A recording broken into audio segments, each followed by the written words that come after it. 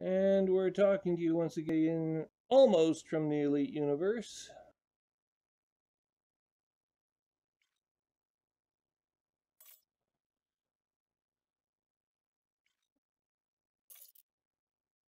And welcome to Elite version 3.1.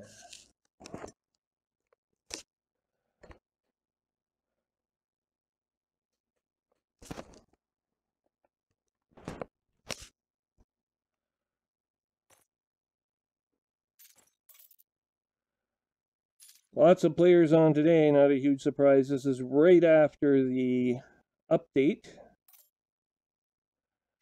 Let's see what bugs we can discover. Of course, our initial tasks will involve delving into the galactic map and finding out where our poor Anaconda is located.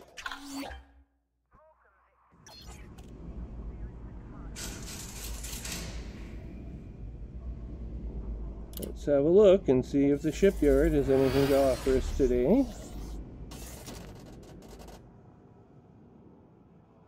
We have 63 million credits available.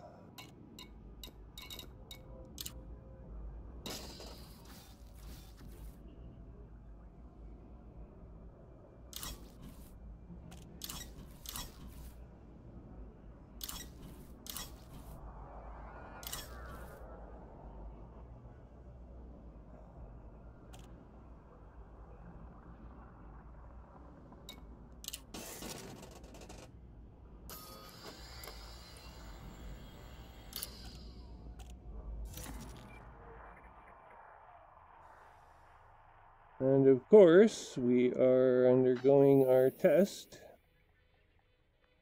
So far seems to be passing.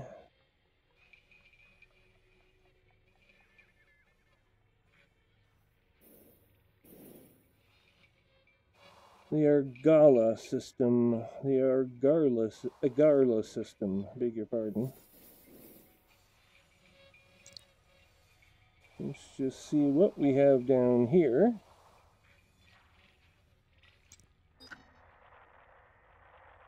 There it is, the Anaconda. So that's our mission target.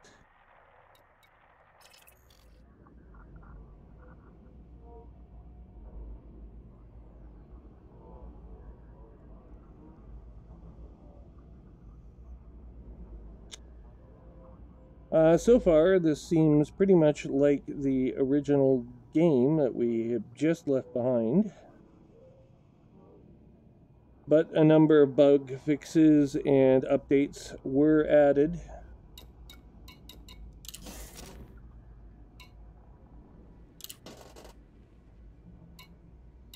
However, we're going to decrement our limpets.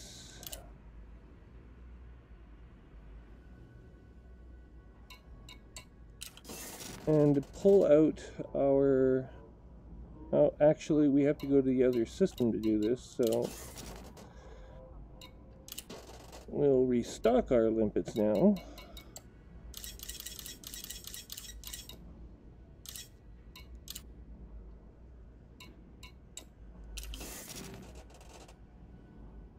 And we'll go to the other system, the Hipparcos index number 117 something or other, I believe.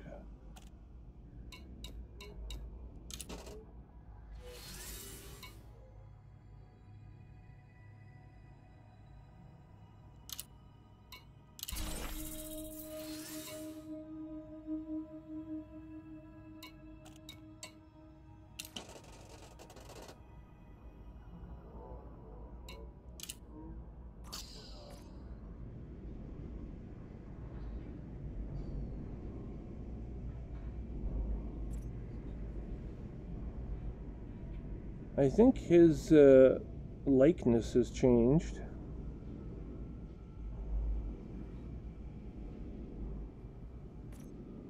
Wow.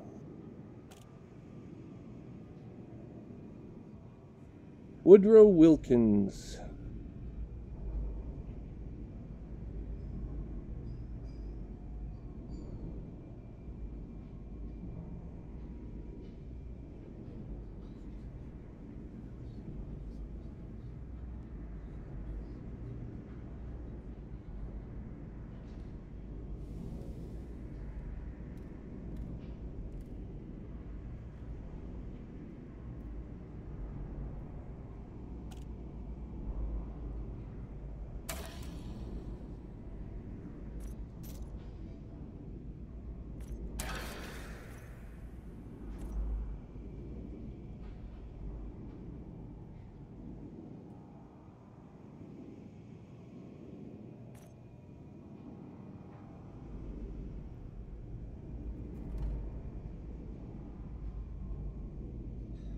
Yeah, I think we got to keep Samuel witless with us for a little while longer.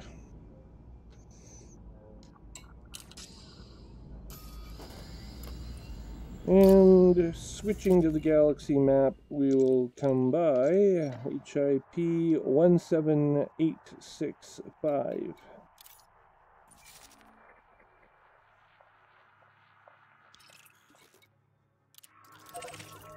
Route plotted. We are ready to launch.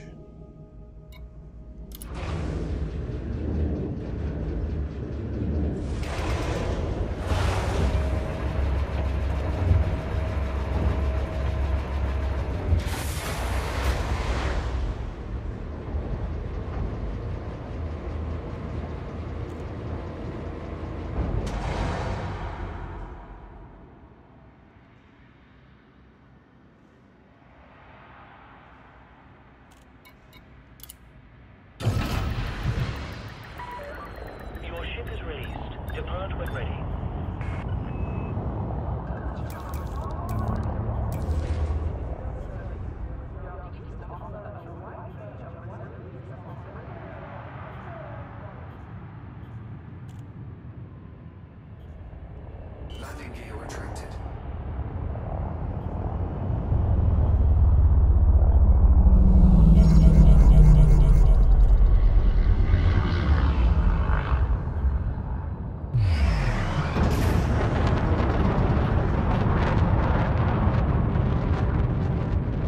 Let's see here, did our planets...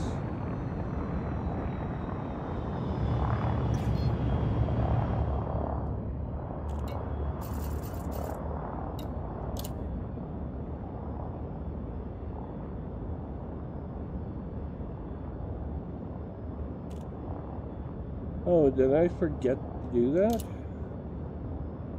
I may have lost rank. Yep, I've lost some rank with Aisling Duval. I'll have to increase that again. Imperial Flight Operations Bureau wishes you well on your journey. Forgot all about that. Oh well. We can do without access to prismatic shields for a week. We're going to be earning money.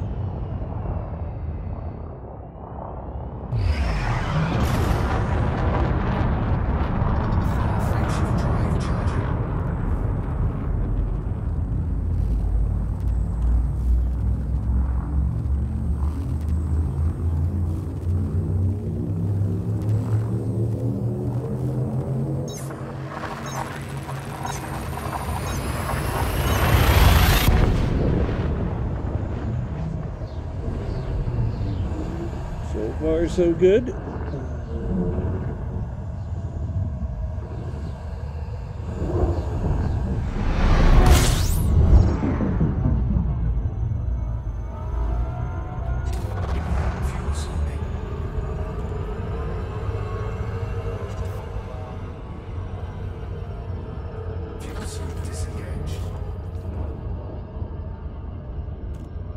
Now headed for McKean Orbital.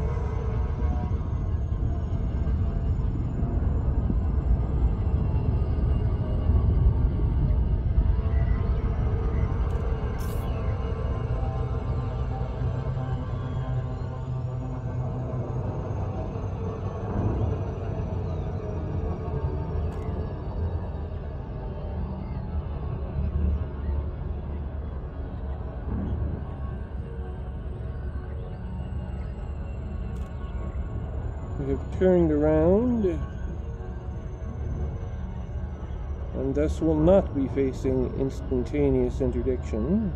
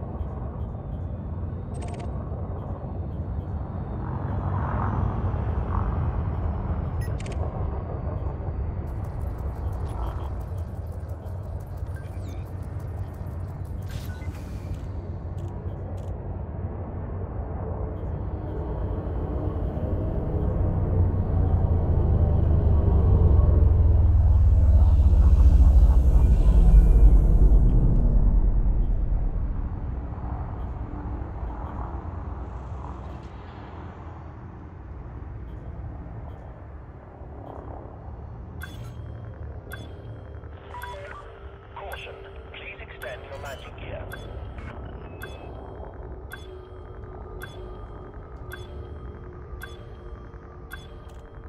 Landing gear deployed.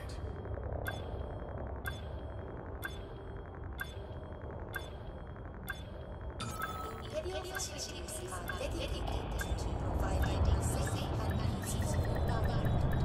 Our security agencies are ready to take any call. Docking procedure offline. We trust this facility will serve you well, Commander.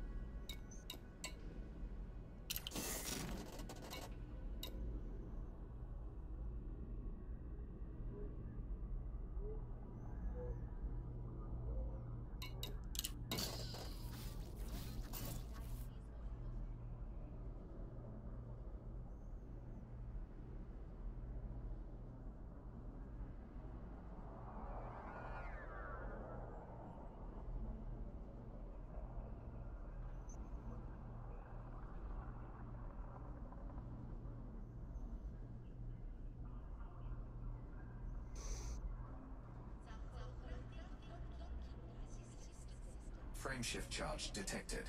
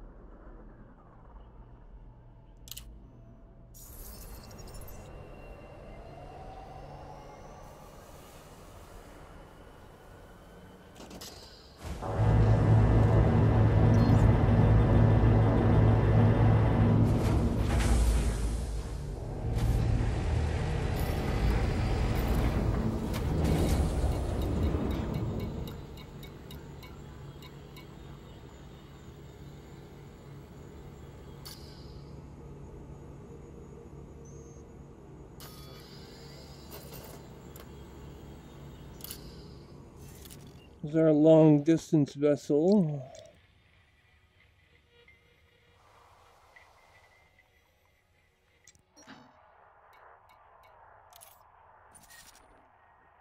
The Anaconda is in here.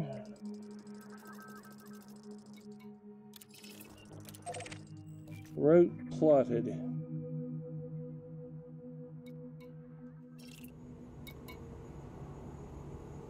And I think we're ready.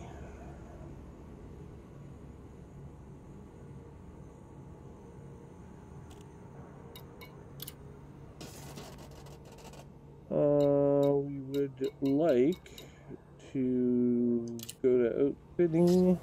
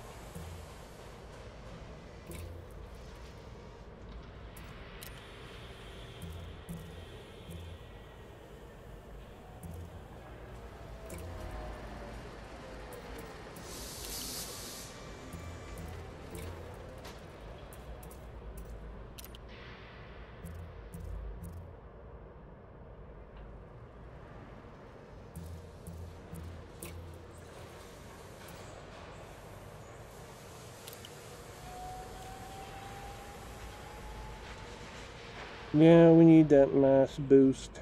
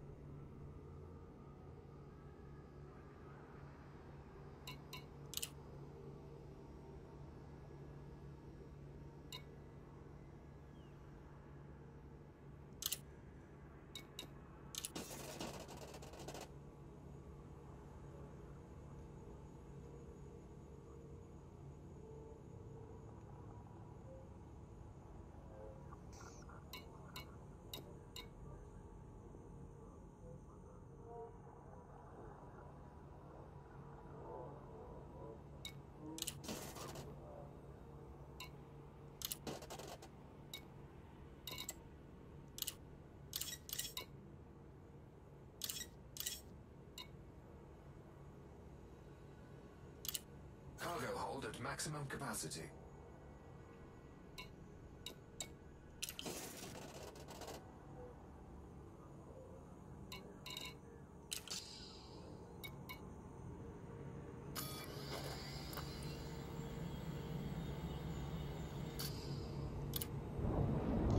There we go. Off to get the Conda and finish our missions.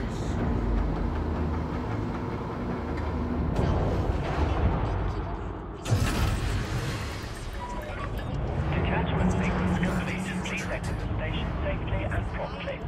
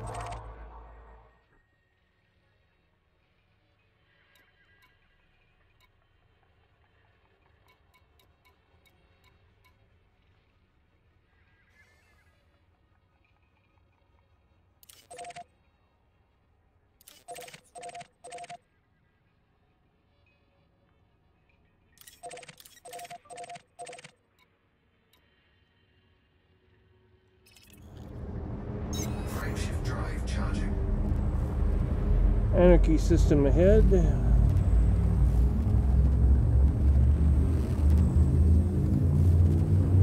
This jump is just 42 light years.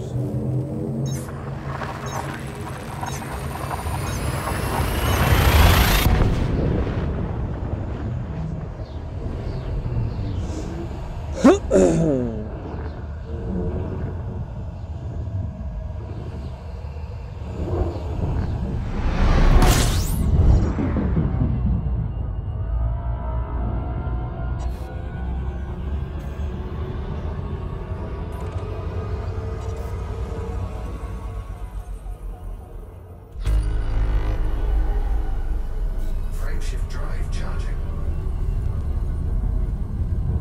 Another 42 light years.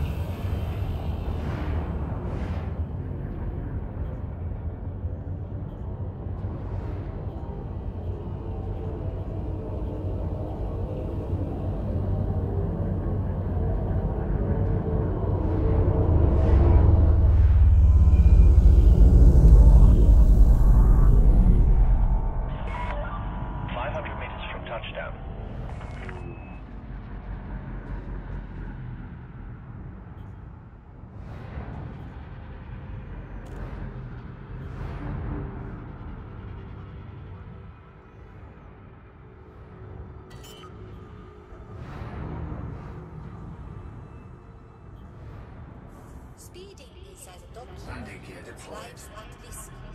We thank pilots for their observance of safe operating speeds in and around the facility.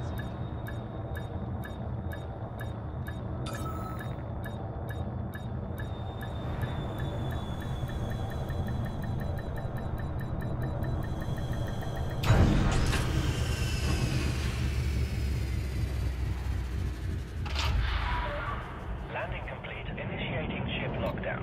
Enjoy your stay, Commander. Your comfort is our top priority. Visitors are reminded that excessive speed around this facility is unwelcome and potentially dangerous.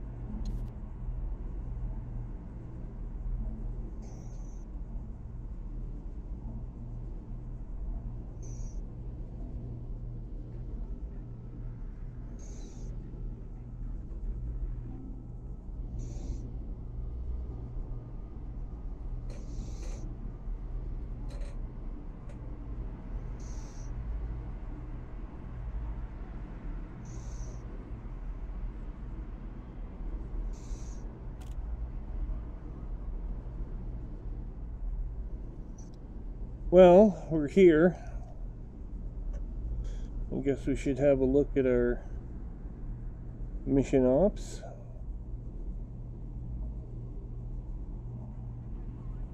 This guy looks almost as old as me, but shorter.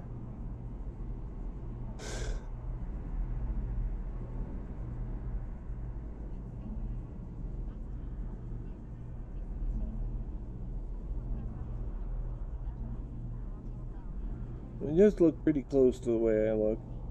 At least I'll give him that. Wasn't easy to find an avatar that could do that.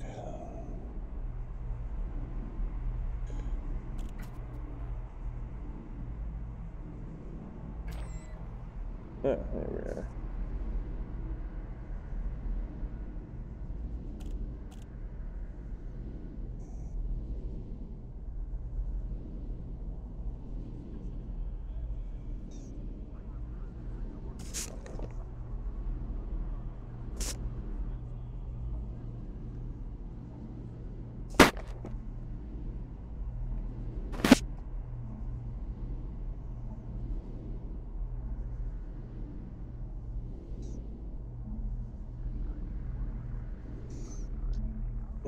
There we go.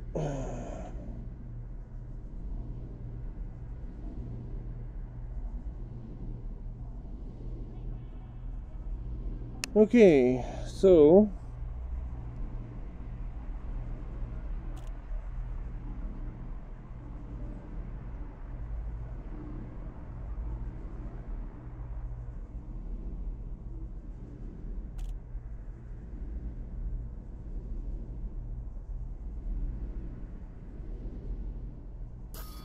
have a look at our transactions.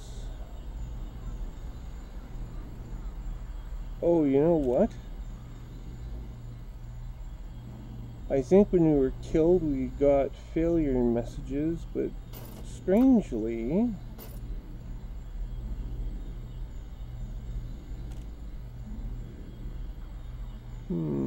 that's interesting.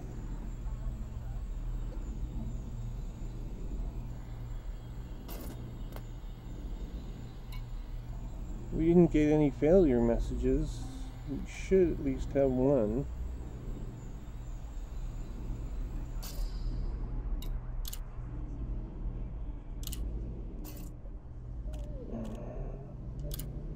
Starport services.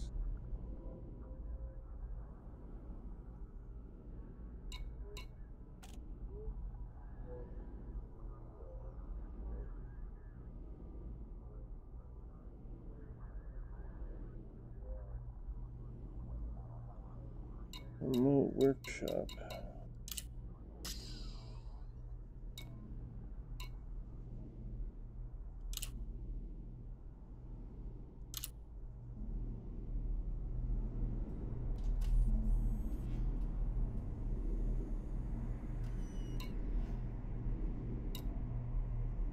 We have the power plant that we need to go to. We have to find out which one that is. Which engineer we need to visit.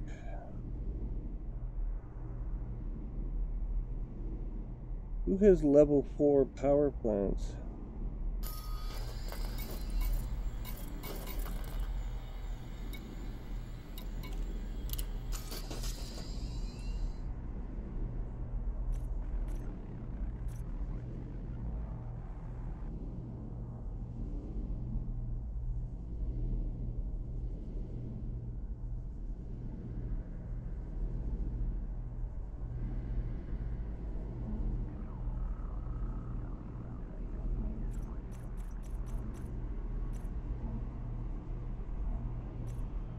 Marco Quint. It's in the Sirius system. 1 minute.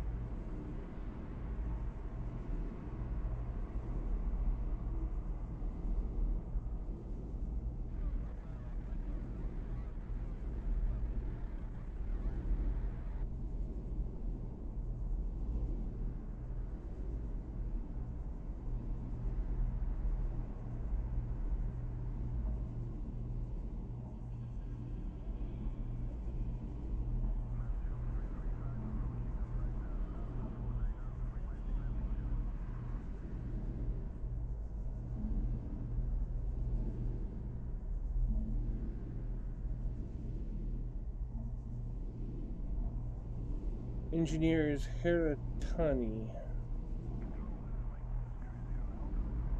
I don't know if I have access to her yet.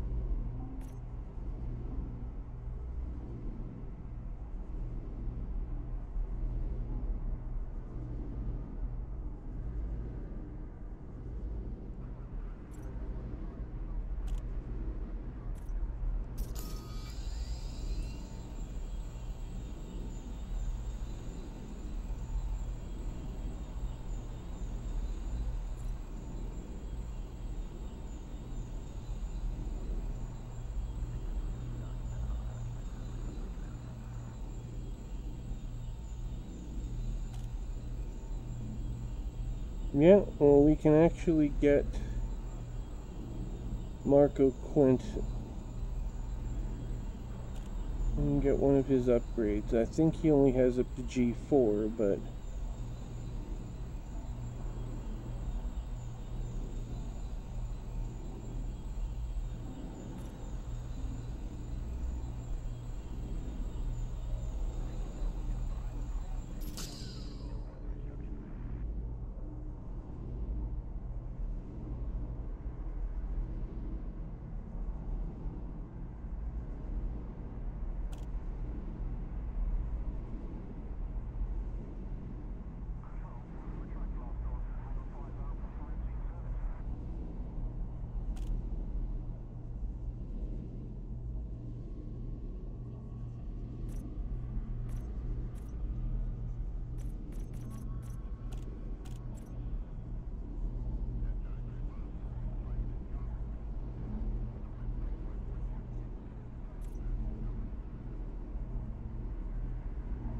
$1 million credits in combat bonds, eh?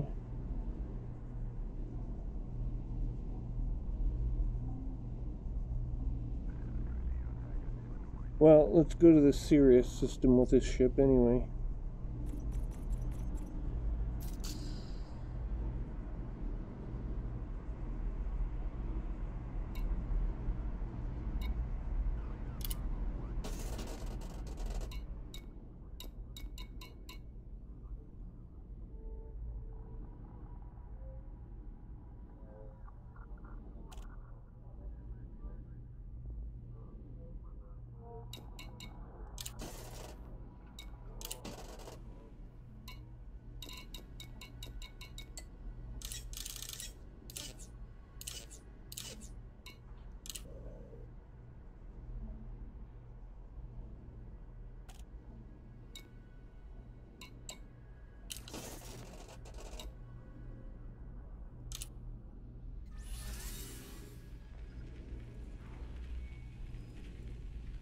Maybe we'll take a mission on our way there.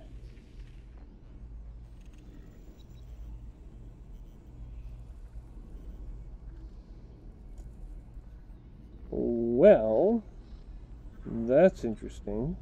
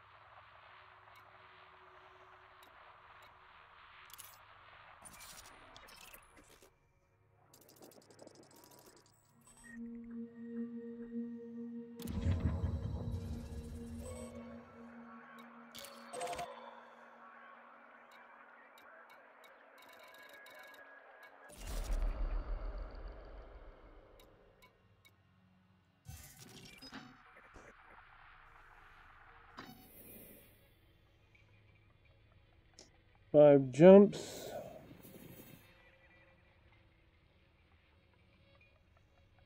And we need a fuel scoop.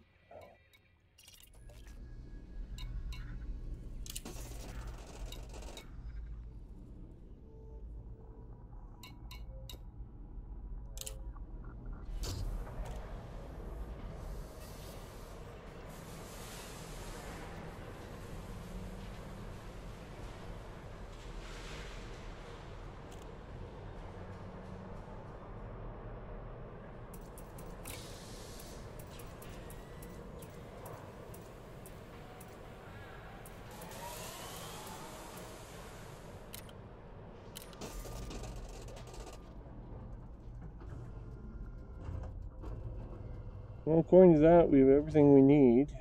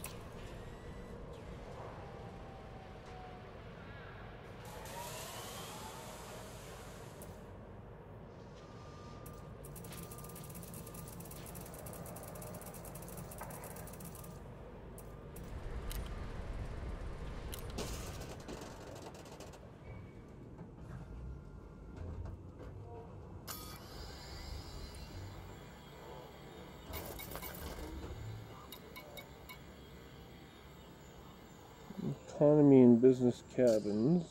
Passenger lounge. The lounge.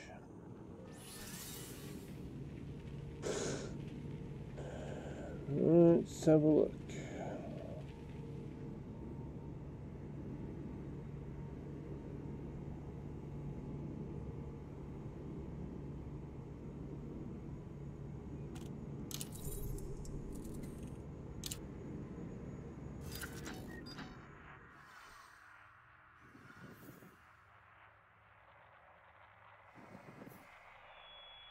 Near Epsilon Hydra.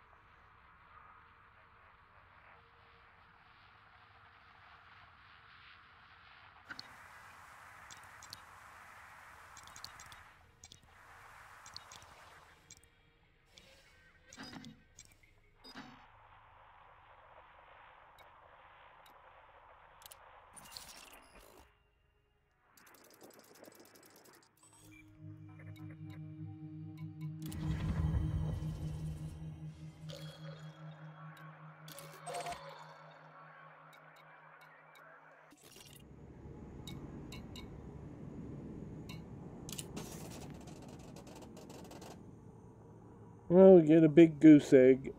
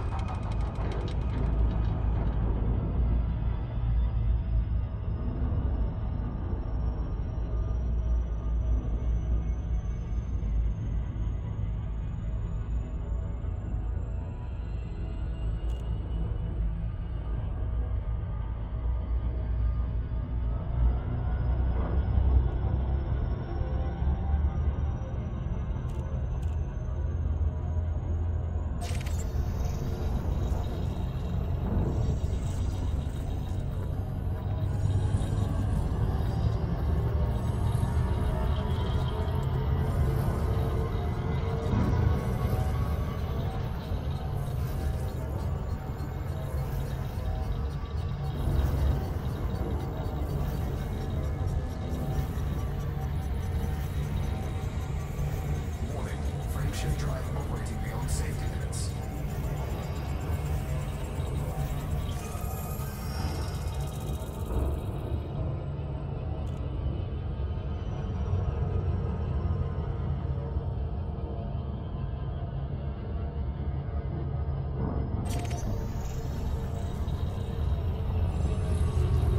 Warning, frameshift drive operating beyond safety limits.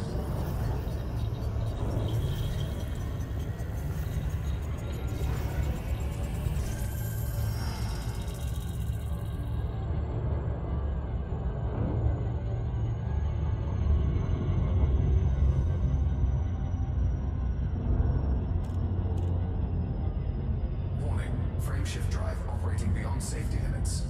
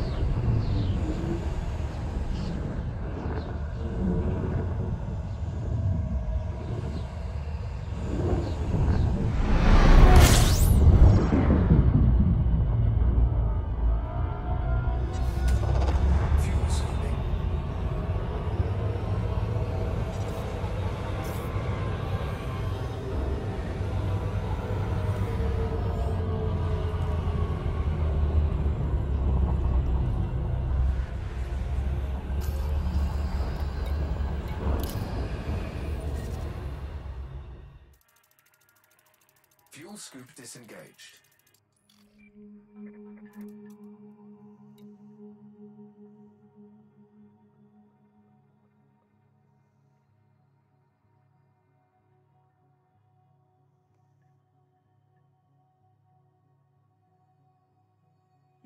Two and a half solar masses, that is a type A solar star. Main sequence, blue.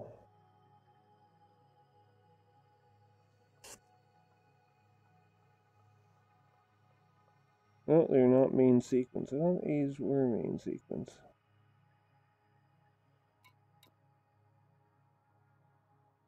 At any rate,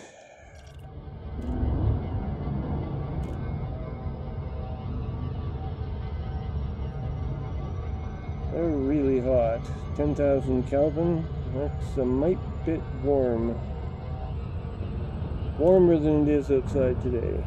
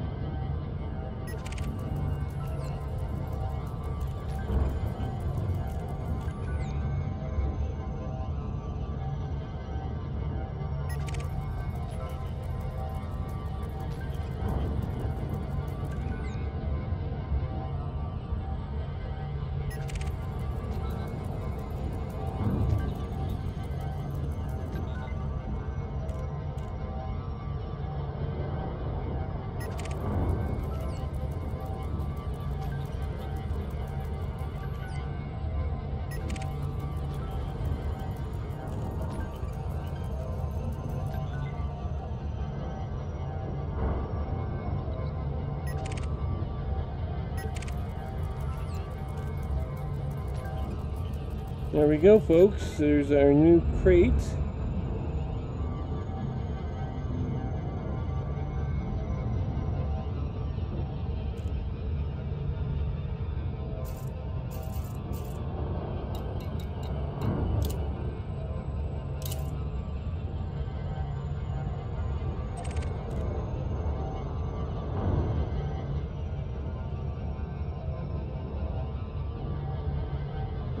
Unfortunately, we did not get a chance to ask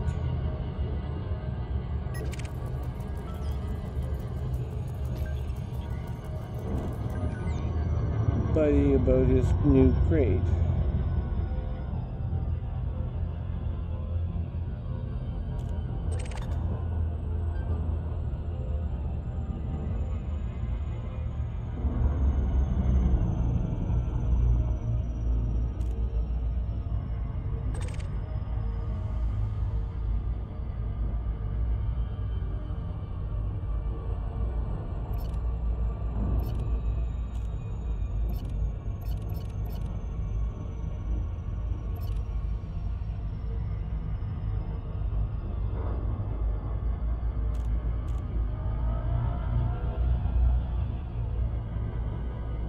I'm going to scan this and go after Captain Starbuck.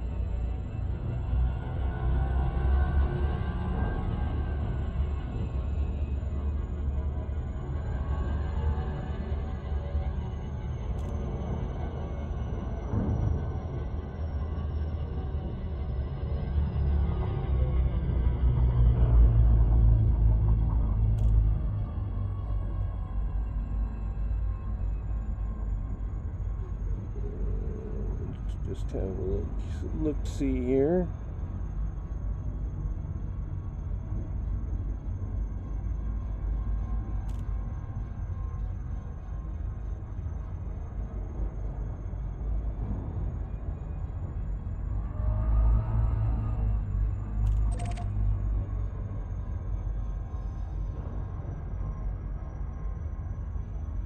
Perhaps our wake scanner class is not quite good enough. Yes. We don't have the wake scanner turned on, do we?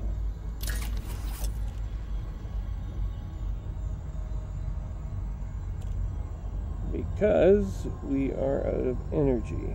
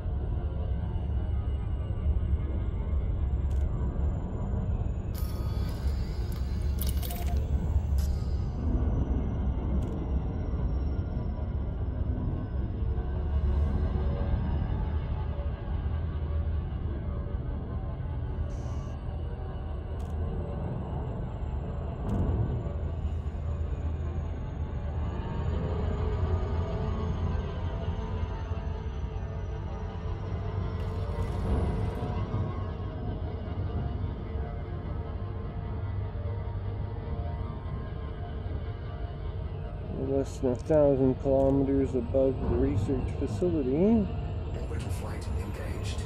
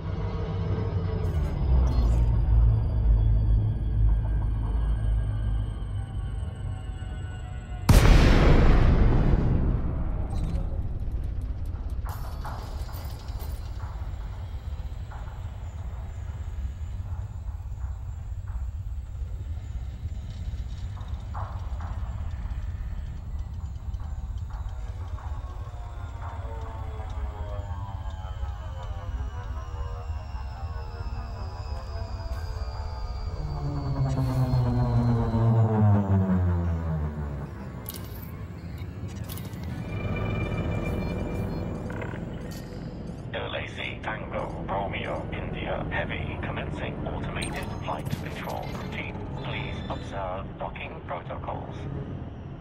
Access granted. Proceed to landing pad 05.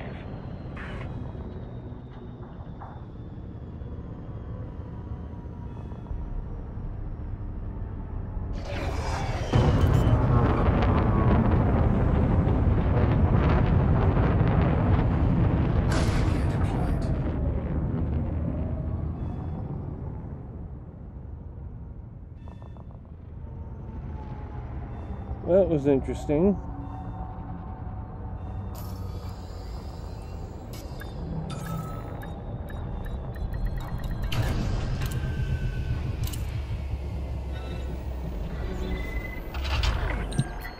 Touchdown complete. Engaging ship restraints. Your arrival has been noted.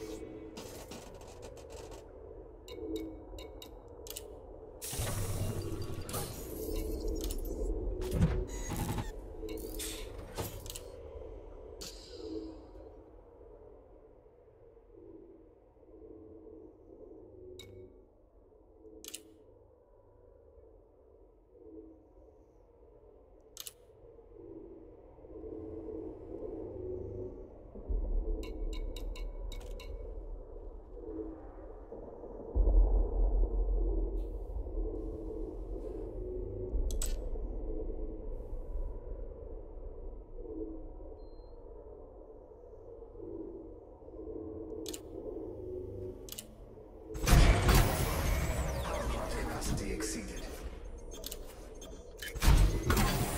Capacity exceeded.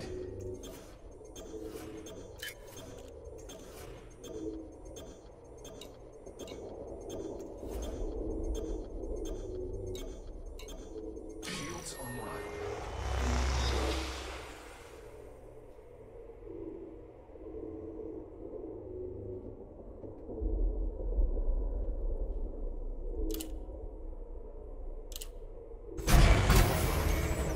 Capacity exceeded.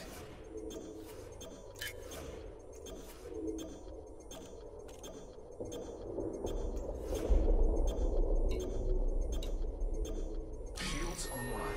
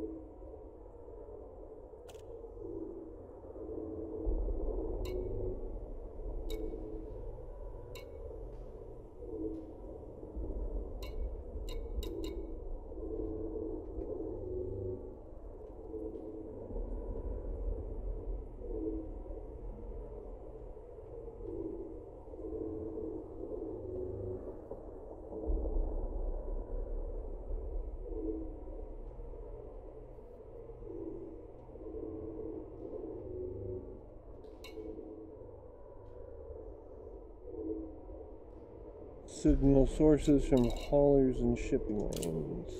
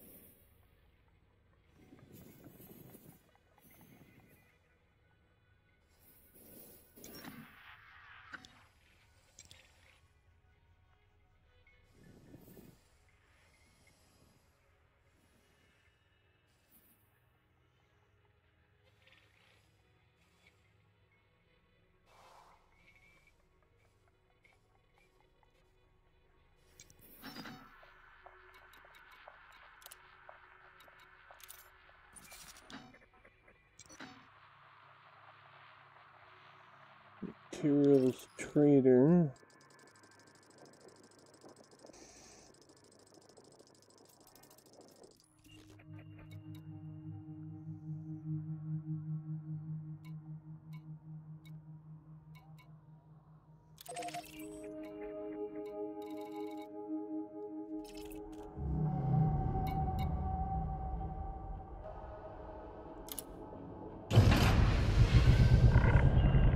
Ship restraints disengaged. Commence departure.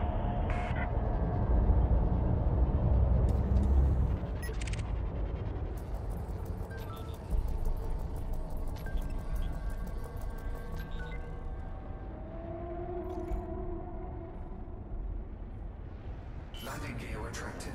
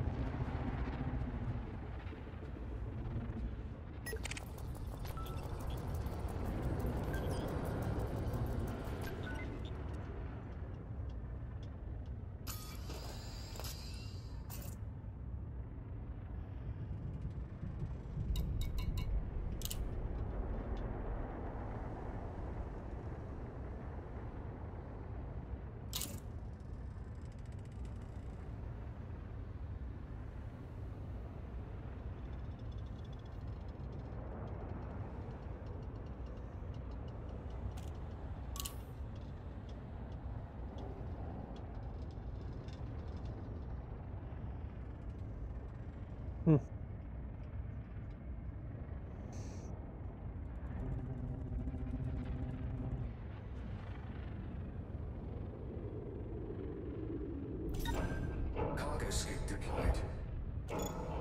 Cargo scoop retracted.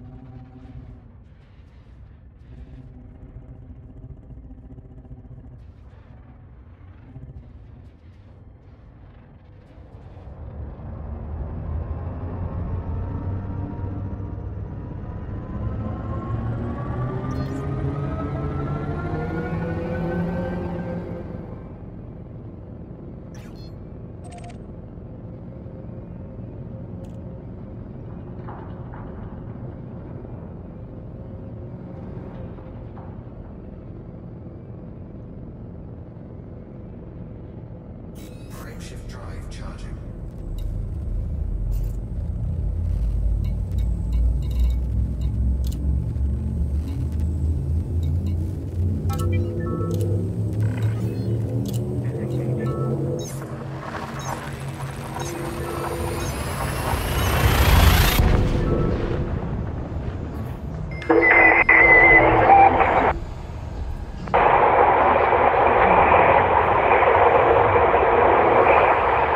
Hello.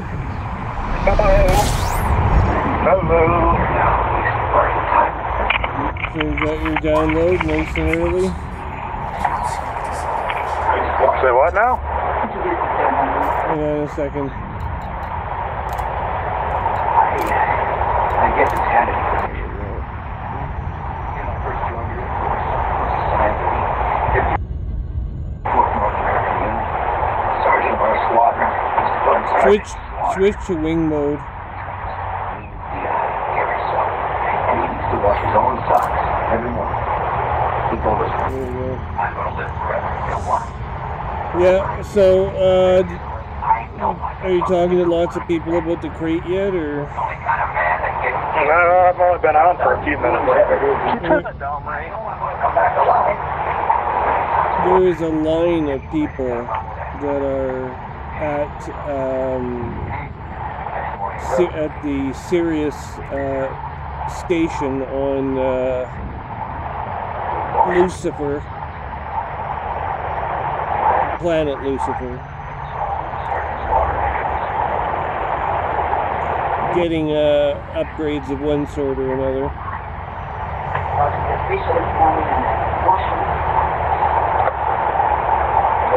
Yeah, I'm sure they're wanting to buy the newest ship in the whole game, blah, blah, blah. Well, I ain't gonna go looking for it right now, so. No, I'm still interested in making money, but I've got to collect some more engineering components. This is ridiculous. I'm constantly running out of engineering components.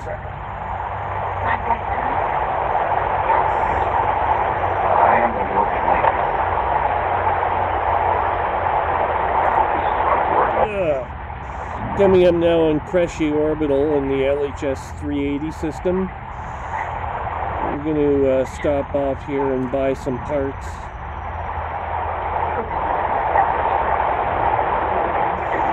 And then I'll bring my power plant up to full spec.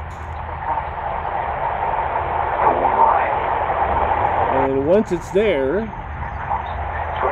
I just found out I could get a whole bunch more power this way. I was having power management issues. Bottom line is, You can get more power doing what? Getting a new power plant? More system. Yeah, I need a new power plant, but in the meantime, I've got this, right? So. You're just doing an upgrade to it, or what? Yeah, doesn't cost me nothing. Just the hydrogen fuel to.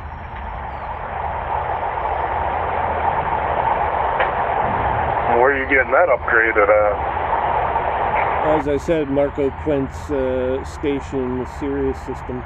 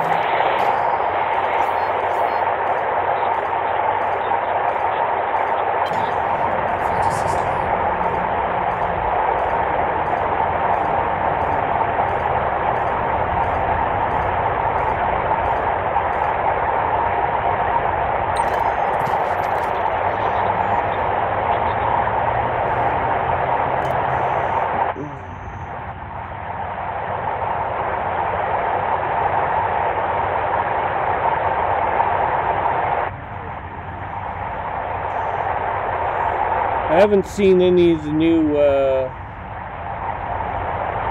bases yet, but I'm thinking quite seriously about taking my Anaconda out and going on a Guardian components run. So if I need a big tough ship, I'll have one.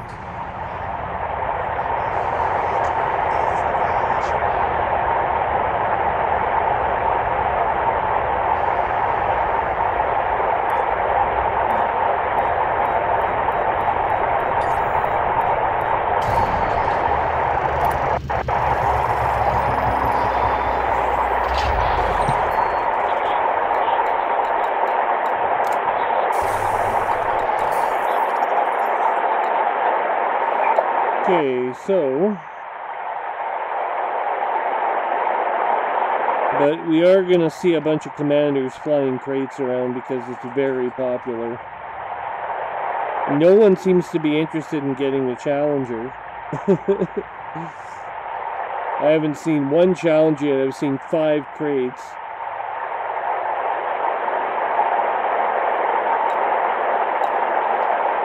Pretty obvious that people really wanted that crate badly enough to.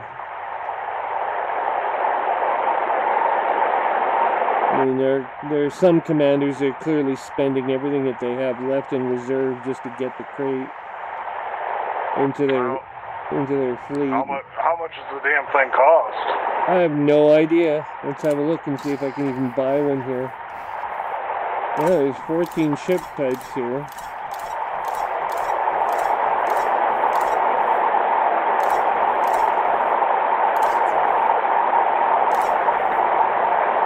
Nope. Best I can do here is the assault ship. Is the what? The Federal assault ship. Oh. I think they're probably buying a Shinartra Desra, and a lot of them are elite rated, so... Yeah. I can be elite rated by the end of the week if I really want to.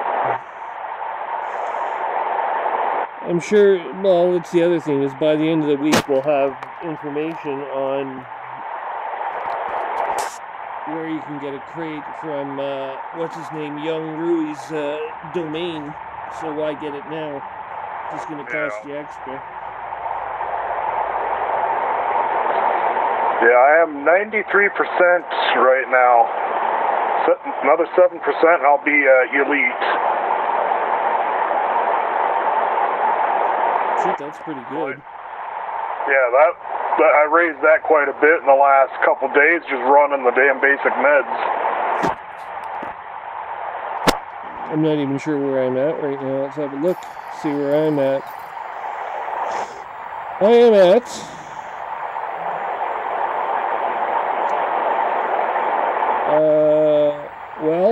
I'm at 50% trade, 31% pioneer, and 46% combat. So you're obviously at 97% in Tycoon. I'm 93% Tycoon. Yeah, so you haven't got much further to go. Nah, last night I was screwing around.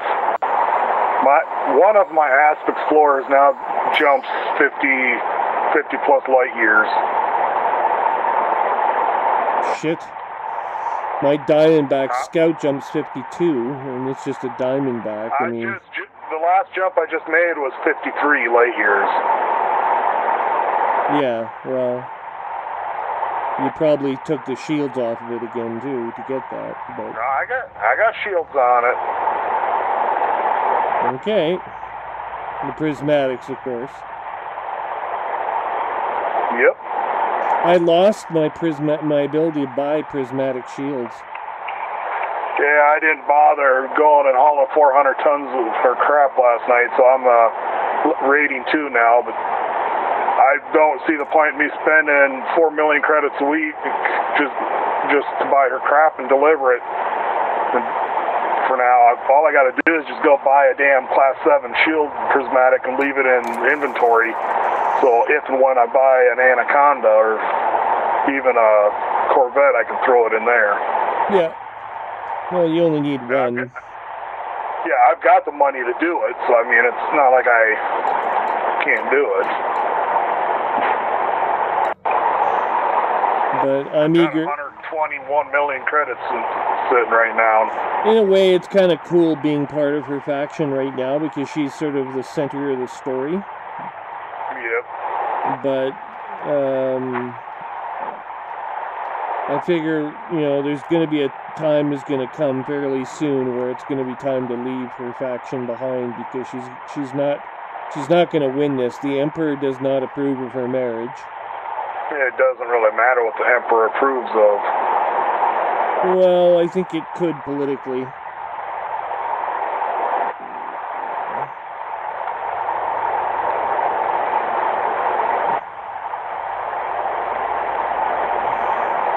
Because don't forget, everything in the Empire is centered on family honor, right?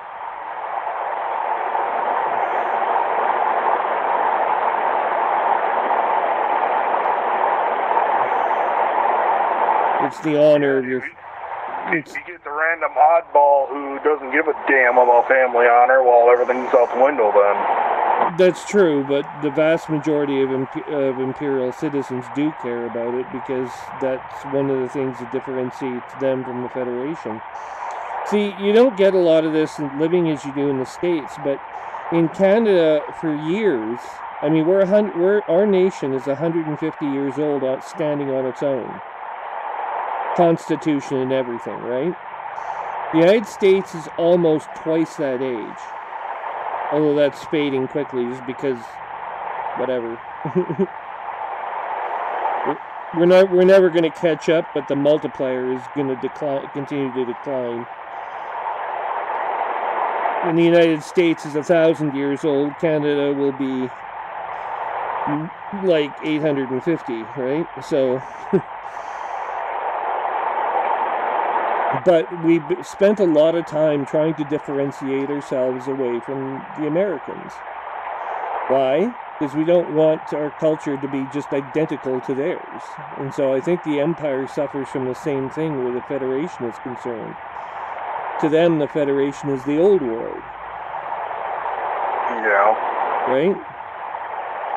It's like the Americans used to be at the beginning. Used to have the same attitude towards the British. You want to be Americans, not Brits, who happen to colonize a new continent. Well, the only way to become an American nation... This next jump of mine is 54.5 light years. How far? 54.5 light years. That's not bad. I'm just trying to figure out what my realistic jump ability is.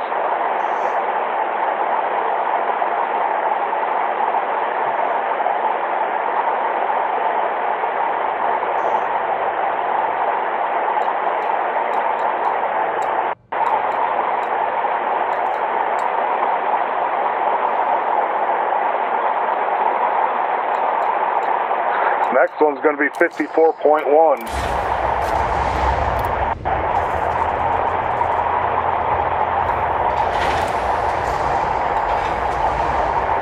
I've got a pretty good sized fuel scoop on here.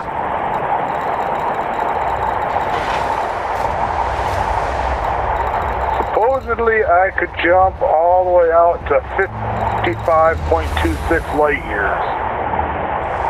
Well, this is the other thing about the Anaconda. Apparently you can get quite a nice jump range with this thing too. Yeah, I've heard around 66 is the most I've heard of somebody getting on that ship. But I mean, it should go 50 easy. I don't think they've gone and tweaked it like I did this ask, because this ask, basically I've got low grade gear in here just to save weight and power requirements. I have no weapons on here. I have basically bare minimum of everything. But you don't really have to save that much weight. Like, you don't gain a lot of distance with the Anaconda from saving on weight. So you should be allowed a few more systems, and you should still be able to jump, you know, a good solid 50 light years, I think. Or at the very least 40. And right now I'm pushing about 36, 37, but... If I go look at my shit, I don't think I can look at my shit while I'm in the damn thing. Well, hang on, I'm going to go to the material trader now, and I'm going to get the missing minerals that I need. So, I need chemical, I need components. Configurable components. So, I have...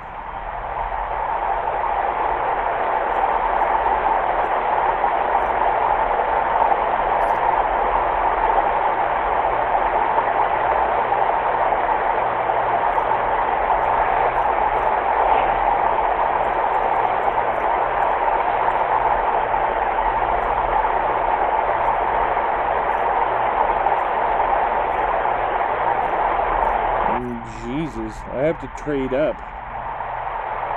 I have to play this stupid little game where, like, I transfer something that's worth less. Like, they should make it direct so that when I select configurable components, all the cumulative crap that I need is reflected in the cost. But it's not. It's just like, oh, you need 216 mechanical scrap to get one configurable component. Well, I don't if I buy like 6 mechanical components for my mechanical scrap that I have, right? Because there's not really very much it uses mechanical scrap. Each one of those traders have different amounts of what they want, what they'll trade for. It's not a blanket policy amongst them. So each trader has a certain inventory, and he's looking to trade this for that compared to the next one. Oh, I see. So you can't be guaranteed. No, it's not always going to be the same, and not all traders are willing to trade their high-end stuff, because some of them don't have as much and they don't want to trade it. Yeah, well, this guy here, for example, he wants mechanical components. Okay, so I've got heat dispersion plate. I've got 86 units of that. He really wants that, so I'll trade him his heat dispersion plate. I'll get +2 on mechanical components.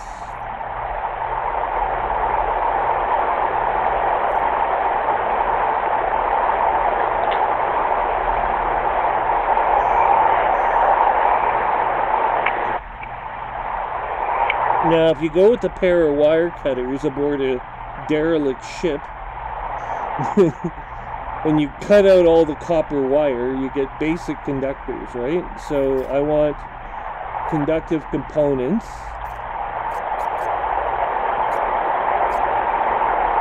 So I'll take 7 of those.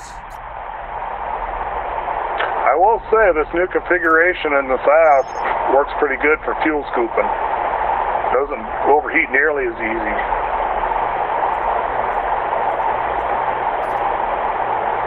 I ended up buying a whole new asp after I reconfigured the one I had just to figure out what I wanted for long range. And then I just went and bought another asp and put all my high-end components into that one, so I now have 2 asp Explorers. One for going and doing long range jumping, and one for going and doing all my puddle jumping nearby.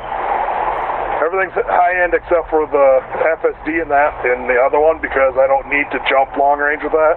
So I might actually make that one so I can use it as an escape ship. I can hurry up and get the hell out of somewhere quickly if need be. It's my radishes? That one was going to seed. Imagine that. So now I've traded the proprietary composites. Oh, tiny. What you want with it then? I don't know, you might want to look at it. I just turned the light around it, but... I'll come out and look later. I want to dig through the rhubarb, but I want to wait till it cools off a bit. Configurable components.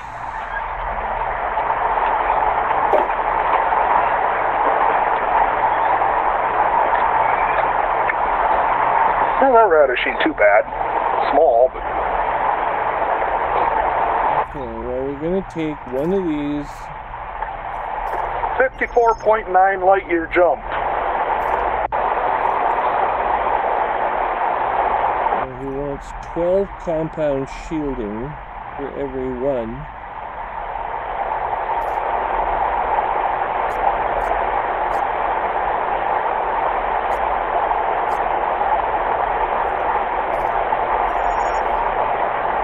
That's 19 of those and 2 configurable components.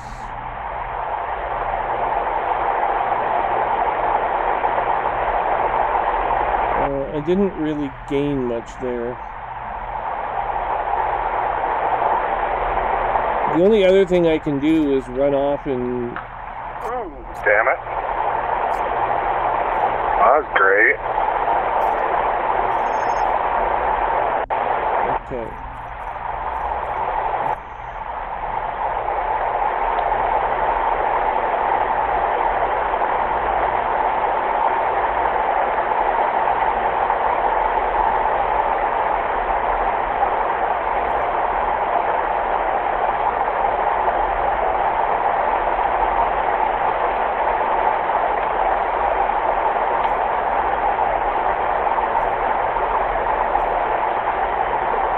Okay. what? The hell with this. I'm gonna have to go hunting. I'm gonna have to go shoot someone in this system. Remote workshop, please. I need my class 4 power plant.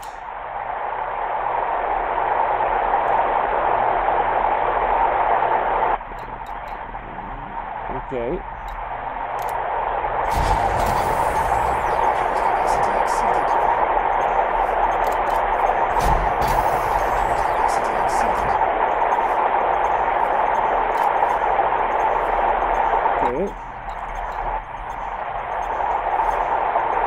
Now I have need for conductive ceramics.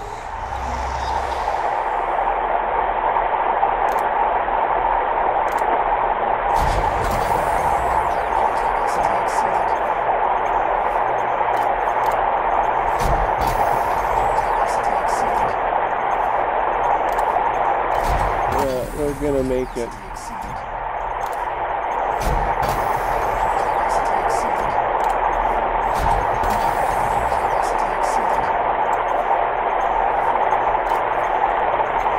That's it.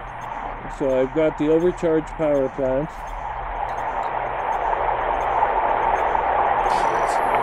So, shit, I'm still dropping. I'm trying to figure out what kind of heat I'm going to run in this thing in Super Cruise, and so farther away I get from the sun, it more drops. I'm at 23% right now.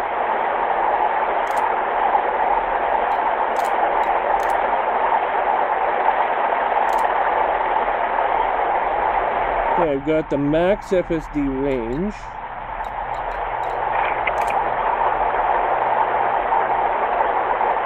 I've got the best shields and the best engines. Okay, so... What ship are you in now? You're a freighter yet, or...? No, I'm in the Anaconda right now. I'm just upgrading my best ship.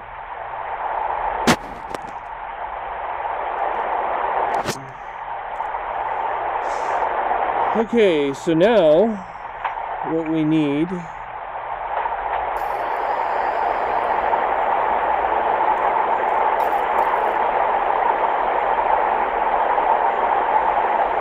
well, after all that work was done, power output was up by another 20% at least.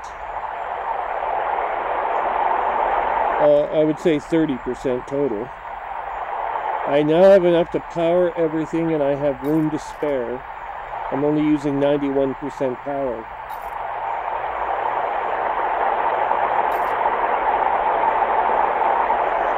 Maximum jump range is 3452.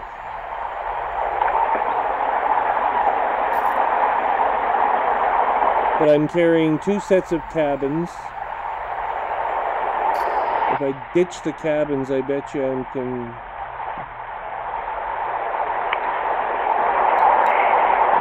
Let's go to outfitting, have a look at our ship.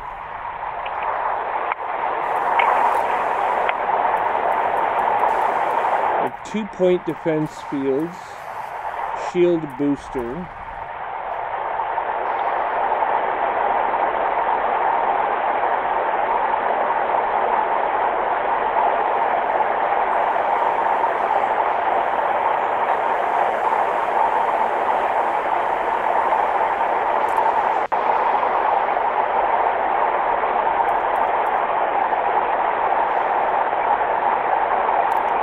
I have to go somewhere and boost these shields because I have... Oh, and I got the Xeno scanner.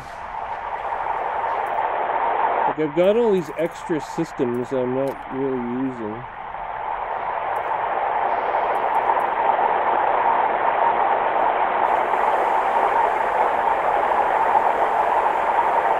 Ship insurance rebuy is low at 8.3 million. But she packs quite a wallop. All of her weapons are the best possible laser turrets, all upgraded, all reclassified, all modified.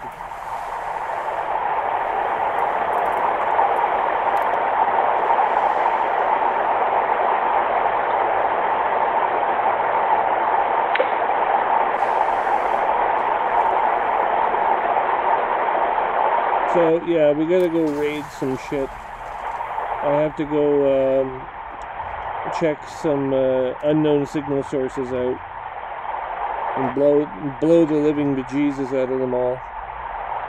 So I'm gonna have to sneak up behind you and unload my guns on you and actually see how well your defenses work out. That's a good question. How would they work out? I don't even know.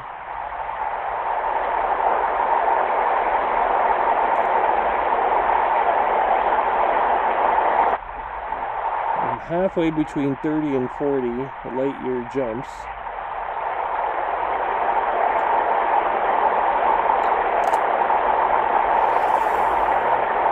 Let's do a mission for the government here.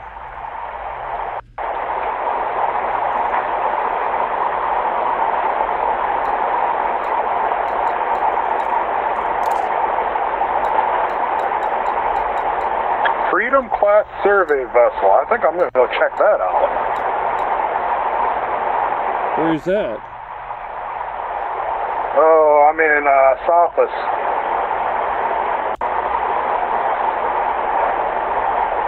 I've just gone 600 light years away from Cubeo since I logged on, and since we got into group or wing. Oh, that's interesting.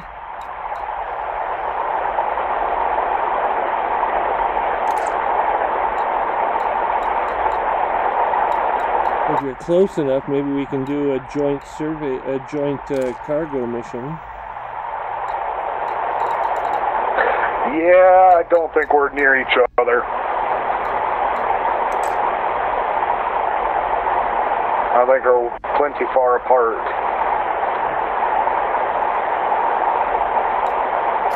Well, let's just see about that. Galaxy map, please.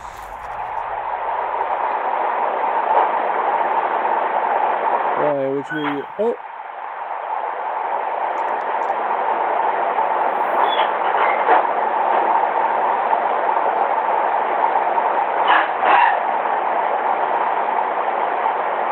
You know, now that this crate is here, maybe I should sell the Python and...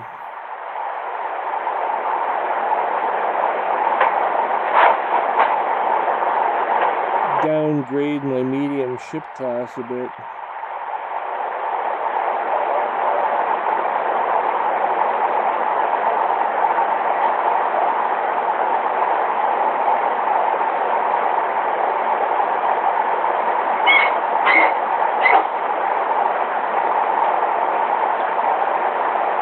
Yeah, well, I'm gonna have to get out of the Sirius system. I'm gonna go up to Fusang and see what this community goal is about.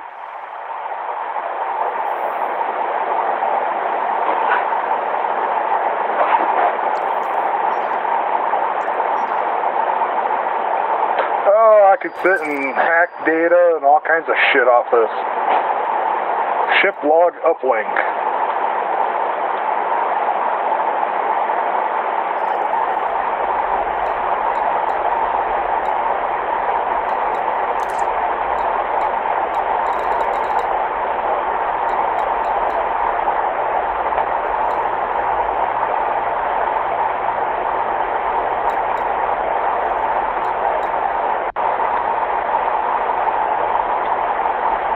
Hey, for 4,000 units of survival equipment, which they give you 6 million credits.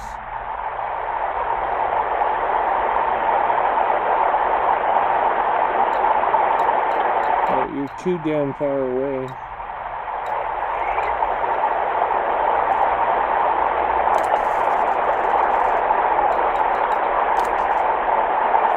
Flight operations plan for Freedom class survey vessel, MRM 629, Sophos, Rubigo, Takura, what a bat, HIP 8396, Amagist, and Seals.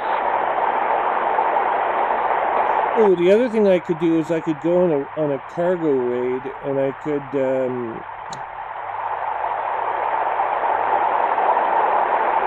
could go attack one of these mega ships and take all of its cargo. Right, well, this one that I'm sitting in front of right now has got 4 cargo bays. You could come here and do this one. Hey. You can hack the data transmitters. Okay, well, I'm gonna go grab some food quick. Wife's got it ready, so I'll be back shortly. Alright then.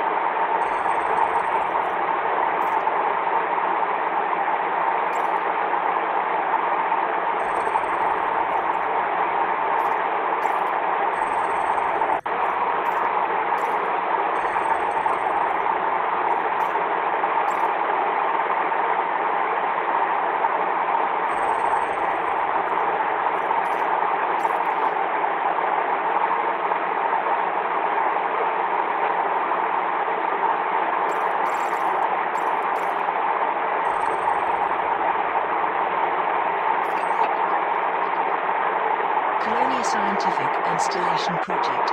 Scientists in Colonia have announced plans to build a scientific outpost in the system to monitor the region's population and resources.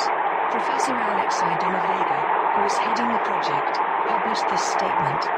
Our recent study into the region's population increase has revealed alarming statistics.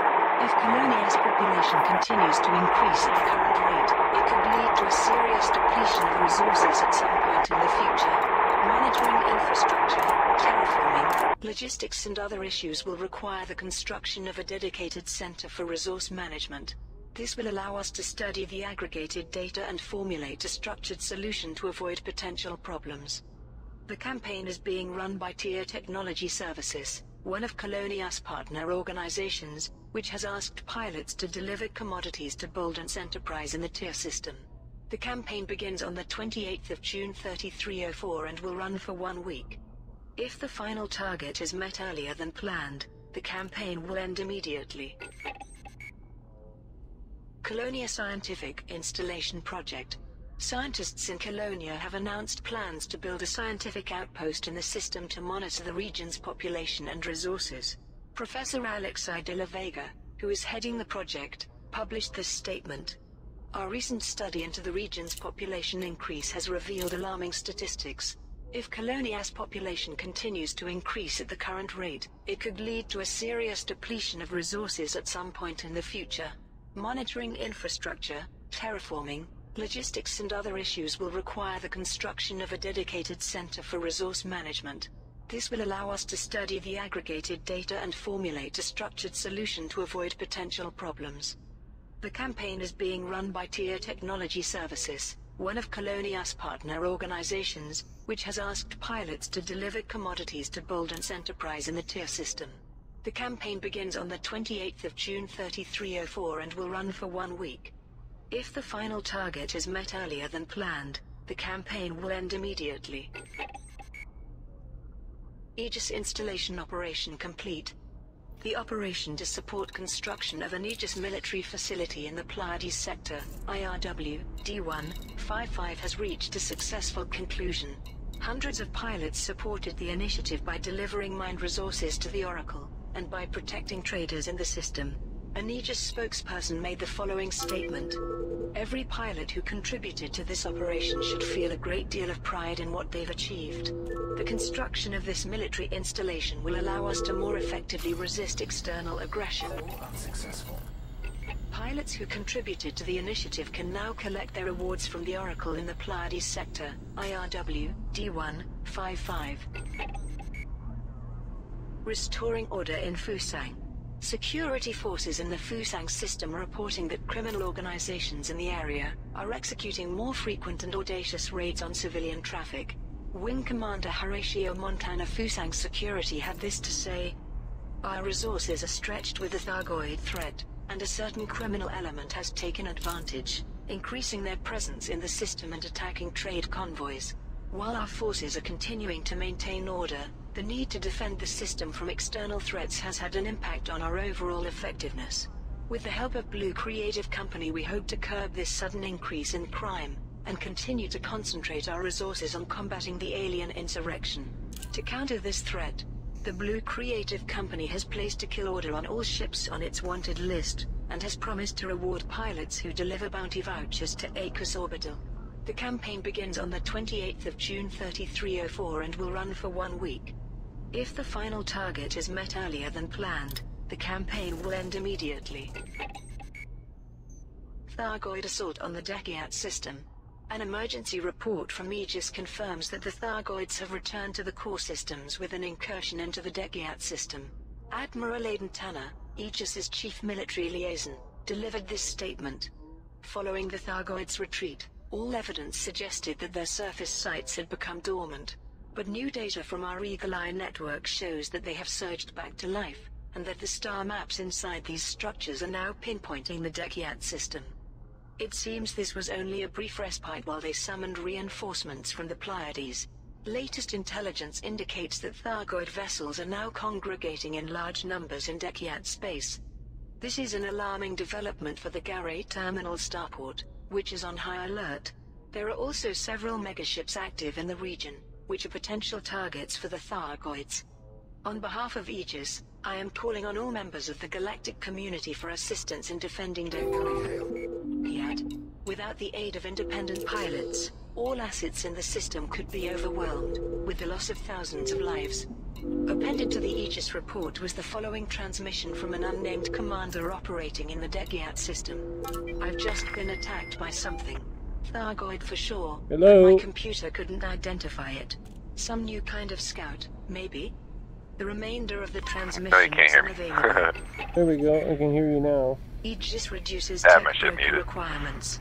Aegis 1 has second. announced that it will allow technology brokers to reduce their Signal. requirements. I just had the newsreader reading off Galnet News. So, I'm at Cresci Orbital. I've just finished updating the power systems in my Anaconda. So now I have more than enough power to play with for a little while. Nice. Just checking to see what I've got here for shields and other systems. And it seems that my total cargo is locked at 128 tons. I can have another 128 if I sacrifice my passenger cabins, which is sort of the design I wanted. Yeah. I've got the 5A prismatic shield. It gives me 1,091 shields. Damn. And an additional 2,000 armor with class 5 military. I think I've got the whatchamacallit, the military, the hull reinforcement package. I have a ticket with Frontier right now because it won't let me transfer my engineered military reinforcement to the crate. Oh, really? Even though it's the right size and everything. So, what did you think of the crate otherwise? I mean, bugs aside. It is actually no hype. Awesome. Better than the Python? It's more maneuverable. It's faster. Okay. Because all I did was I parked my Python, bought the crate, and transferred all my modules over. Mm-hmm. Because they're all the same size. Yeah. It's faster. It's a little bit more maneuverable. But you get two less class 6 module slots though, right? Like it sizes them down to class 5. I know I lost a class 6. I don't know about anything else. Okay. But I can put fighters on this. Yeah, I heard that too. A medium ship with fighter capacity that can actually be a fighter trader. Oh, and get this. I'm sitting at 46 light year jump range. Just with your modules transferred? Yep. Wow. That's more an exploration build, but then top the Guardian module on that, and I'm sitting over 50. Which Guardian module? The Guardian FSD boost, they put that back in. Yeah, it needs one blueprint now, right? I don't know. I've never really got into all that. You're the one helping me with that. I know, but when we were there that day, the freaking blueprint count was so heavy that I just abandoned all my Guardian work until... Same, dude. I kept doing it for like, I think a day after you were helping me. Yeah. And then I'm like, I started looking at how much it actually costs to do this, and I'm like, I'm not even halfway there, and I spent 2 days. Yeah, I was just like, no, this isn't on. So apparently they cut it in like half, is what I understand. No, it's way more than half, because they went from 20 blueprints at the extreme end of the, whatever the shard cannon was, and now it needs 2. So it's a factor of 10. Oh, wow, 10. okay. So we're talking about, I mean, the maximum you have to get, according to Obsidian Ant, the maximum count you should ever see for blueprints is 2, not 20. Just 2. So it's a factor. That's awesome. That's a factor 10 reduction. Now people will start hybridizing their ships, right? Because so you're going to start seeing alien and human technology start blending together a little bit more. I've got this Anaconda, and this is the other thing, is the Anaconda's kind of new, right? Like, I've got a 5-deck ship with an 8 million credit rebuy, which is pretty low. I haven't even maxed this thing out yet, like, nowhere near. I'm going to have to spend another 200 million credits maxing out all of its systems and abilities before I'm even close. And this is with lightweight armor. Like, I mean, I've got module reinforcements and stuff in here, but I've got light armor. It's almost hitting 40 light year jumps as it stands. I'm told it'll hit 50 before I'm through. It'll hit mid-50s, yeah. Although I don't know how, like, without unless it's a complete engineering build, so you couldn't do, or engineering exploration build, so you can't do passenger cabins. No, I'm going to have to ditch those, but I can probably replace them with cargo containers. And at Yeah, least because they don't weigh very much. they don't weigh very much. They weigh like a ton. So, I mean, you get like 64 tons for the price of one. I mean, only if you're laying yourself out with goods, which, you know, when you have 256 plus cargo sitting in your hold, I mean, you can do almost anything with this ship. You can take it mining, and it still fights like a son of a bitch. Like, I've got a Class 4 gimbal pulse cannon sitting down there, and that thing just rips apart. Anything I pointed it at, it has ripped it apart. I can only imagine what'll happen when I do a Guardian upgrade to it or hybridize it. Like, I don't know what's going to be left that can withstand this thing. So anyway, I've got a ways to go. It's going to be like a month and a half to 2 months. Well, that's what I was doing for the last month, was engineering an anaconda for exploration. Mm-hmm. And then I learned the crate was going to come out, and everything they said leaned it towards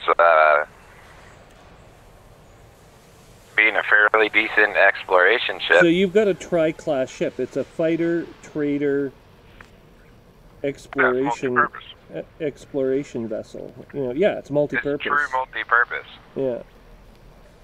Because the Python, the highest I have ever gotten it, light year wise, was 38. The one the one nice thing, and that's at maximum is 38. Yeah. Yep.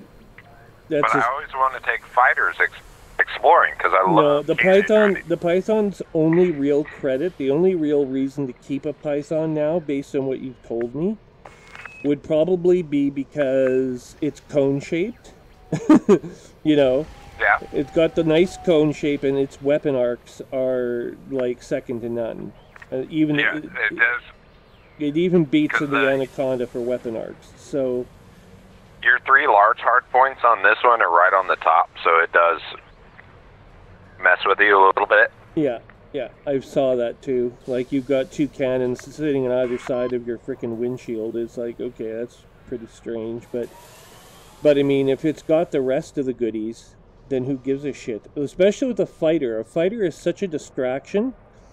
Honestly, I've been running away in a Type 9 freighter. I recently suffered a destruct from a chase from an Anaconda and a Viper, Class 4 Viper. And the Anaconda kept my shields offline, you know, at range. But the Viper did me in only because I couldn't maneuver. I was too busy trying to run away from the that combination is just impossible to beat with a Type 9 freighter. I'm sorry, there's no way around it. You're dead. And it is the only time I have lost. I mean, the number of I can count now a number of times on one hand in the last year when I've lost a contest for interdiction. I usually don't lose. This one I lost. So there was no way out of it.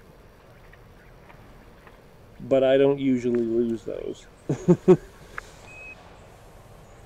And I knew I didn't want to get into combat even then, but I didn't have a choice. Yeah, my Type 9 is engineered for full maneuverability and jump range, but I can't get out of it's just too freaking hulking slow.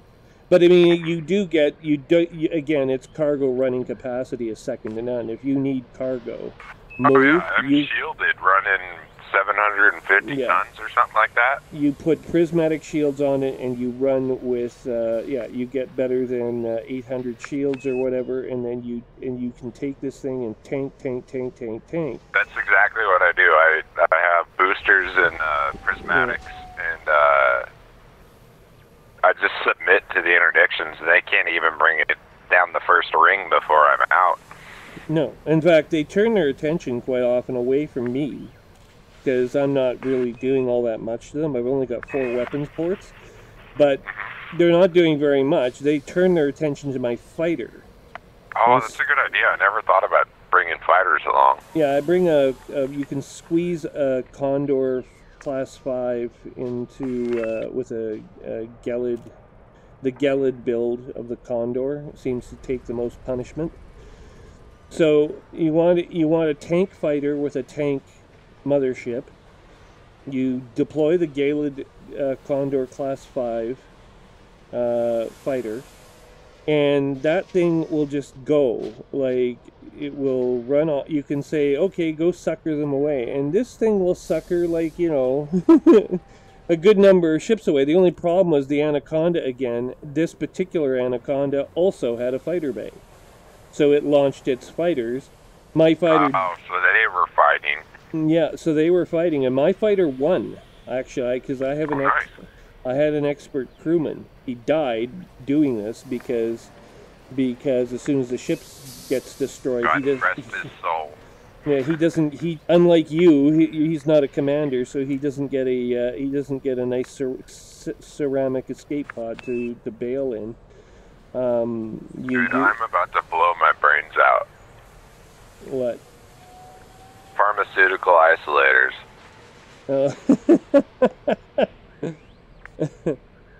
I'm in, like, what is supposed to be the perfect system for the second time today, and I'm getting nothing but degraded emissions and distress calls. Yeah, and this, oh my God, these freaking distress calls that you think that are U.S., that you think that they're, they surprise you, right? They go, oh, it's a Type 1 distress call, okay. Da, da, da. And if you don't have an Anaconda, you're fucked, because there's 5 ships there, and they're all against you. Oh, I did a mission earlier today for cracked firmware. Yeah. And it was what the fuck was it? Basically, I had to go fight just a 1 pirate. The rank was novice, I believe. Mm-hmm. And I get there, and it's 2 Anacondas, 1 chieftain, and 3 sidewinders. Oh dear God. And I'm supposed, I got as far as the chieftain, and then my shields went down, and I was down to 50%, and I'm like, fuck this, I'm out. Yeah. But holy crap, that's supposed to be a novice mission. Okay, and this is what ship were you flying? The Anaconda? Python. Python. Yeah, well, that's complete bullshit. The Python always had to suffer through that kind of nonsense. And yet, the Python, if it needs to escape, that's the other thing about it, it can. But if the crate moves faster than the Python does on thrusters.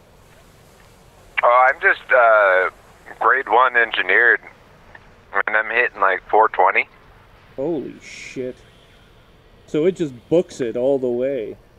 Oh, when I have full pips to engines, I have a fully engineered grade 7 power distributor for charge. Yeah.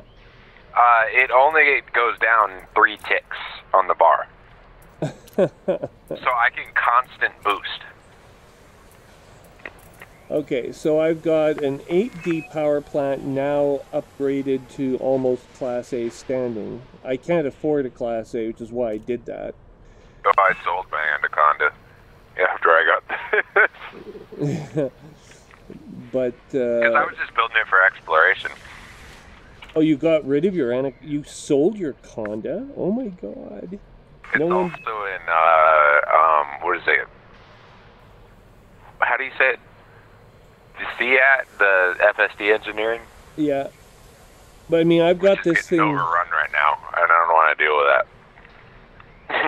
Well, yeah, but I mean, I've got an 8A FSD. Or I didn't have it. It was just a stock Anaconda. Oh, okay. But this thing I've got, it's D or A class, right across the board. I've got, the only thing it's E is life support. Everything else is D or A class. I've got, and of course the Class C fuel tank you don't get a say in.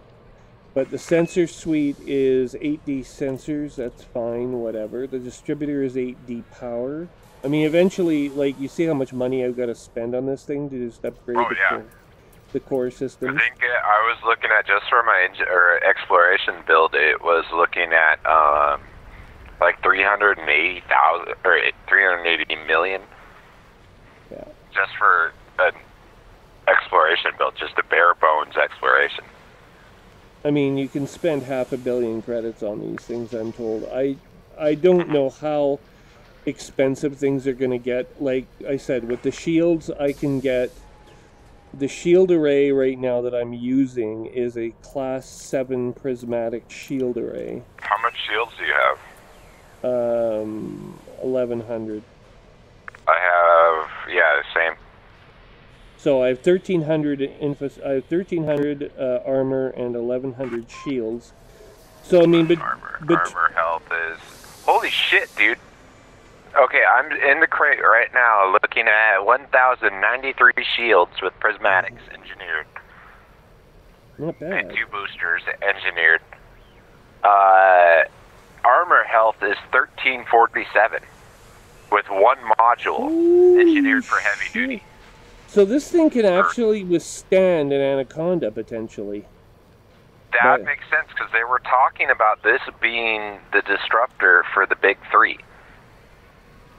It's going to level the playing field. It was supposed to, yeah. And so we didn't have, like, those big fucking griefer tanks that show up that you can't do anything about. No, unless you're talking about the Corvette. The Corvette, nothing's going to touch it, because, I mean, we're talking 3,000 shields and, like, you know, like, it's insane. It's, boosters, yeah. I mean, it's 1,800, it's over a kilometer long, I think. No, wait, I'm thinking of the not the Corvette, the Farragut class battle cruiser. But the Corvette... Corvettes can get... Yep, here we go, finally, a high grade. Please be fucking pharmaceutical. So, if the Corvette is all that's left, then... I mean, this is why I stuck it out with the Federation, was to get the Conda and then make money in the Conda, and or the crate, I guess, now. Since I can afford to... I mean, if it's really like this, I should be able just to sell the Python off. I'll have the equivalent of 2 Anacondas in 2 different parts of the galaxy. And I'll be able to do... Oh, well, this Anaconda, of course, has the added benefit of being able to jump much further, probably, with cargo, I'm guessing. Yeah, you should be able to hit with the engineering, God damn it, Guardian FSD boost, you should be able to hit, like, nearly 70 light years. I've heard stories, yeah. Exploration build. Plus, they redid the fuel requirements, so they're much more better on the fuel. Fucking more Imperial shielding, god damn it. So the top end for the Anaconda is still way higher than the Crate, but it's a large space frame. I mean, it should be. It's 4 decks, for Christ's sake. I mean, it should be a little bit. But the interior of the Crate does look like a miniature Anaconda. It does. I was thinking that when I got in it. Like, when I saw the videos, I was just like, okay, this is like a mini Anaconda bridge or something. It's like a 3-seater there. It's smaller, but I mean, you've got a ship here. Like, if I wanted to crew this ship properly, I could put probably 15 crew in this thing. Oh, and like I get what you're saying. You know, like, you have 4 decks worth of stuff. There's 1 cargo engineering deck, and then, like, you could, and then the rest is cabins. Like, if you look at the interior, the captain's quarters are just palatial. They're right at the front of the ship. You can tell that's what that big glass thing is underneath the hull. You know, if you think of the what it reminds me of is the Galaxy class Enterprise D, 10 forward. You know, like, there's going to be captain's quarters should always be near the bridge, so it makes sense. Yeah, I mean, it's on deck 2. Sorry, this one's on deck 3. And, I mean, there's an elevator just down the hall. To, you know, up you go. You climb 2 decks instantly. And you're on the bridge. Anyway. So, it's going to It's going to top end out. I'm going to be able to still beat the crate just at the top end of performance, but that's the only place I expect to beat it. Right now, at the level I'm at, with the amount of money I have, no freaking way. I've only got a few $100 million. Oh, baby. But even so, I mean, how many months do you have to play to get your first $100 million? Like, it took me the better part of a year anyway. It took me about 3, but that was only because I found like a gold rush. Yeah, I guess I've been playing this 2 years, so it's taken me the better part of 2 years to like get this Conda, and now I don't want to let go of it. I'm not gonna let go of my Conda. I just can't. I've come too far. I don't really give a shit if the crate is. Well, the crate also has the armor limitation right now. The Anaconda does not. Oh yeah, without my module, I won't. Can I turn it off? Full reinforcement. No, you can't turn it off. I was gonna see if I could turn it off and see what the boost was. Is that a military? Okay, so how did you get a hull with 1,300 points? Did you put you just put a module voluntarily in there? Yeah, so I have 1,300. It's about 800 base. Yeah, so with I mean, military. You have to have this. I am military too, though. Yeah, I don't have. I mean, I'm not using any of my non-military slots. There are systems and shit all over this ship that I don't No, I even meant use. military armor. The armor slot. What have I got here? Optional internal. Hull reinforcement. That's what it's called. Yeah. Yeah, but you have to put a Class 5 hull reinforcement package in your military compartment. Like, there's only a few things you can put in a military compartment. Yeah. It's very limited, right? So I think base, I am. Hold on. But everything else I've got here is systems. So I can scan alien ships. I can do all kinds of things that a crate probably won't be able to do. That's the other thing. Oh yeah, you have all the extra modules you could ever want. Yeah. I'm really limited right now. So this ship still has to beat out the crate, but at least there's like a good. Sure it does. There's an intermediary now between the Python and the Anaconda, whereas before there was nothing.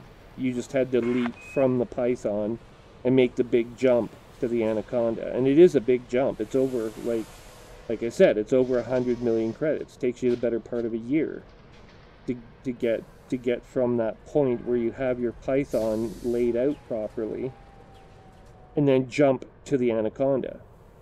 What are you doing for credits? Well, I've got, okay, this is the other thing. Now that the Python can be sacrificed safely, I may as well ditch the Python, do what you did, transfer all of my components over to a crate, and I will get back probably at least 20 million credits for that. And in cash on hand right now, I have 63 million credits with another 30 or 40 million credits in equipment that is just sitting in a locker somewhere. You can just sit down for a couple of nights and just do some hardcore Type 9 trading.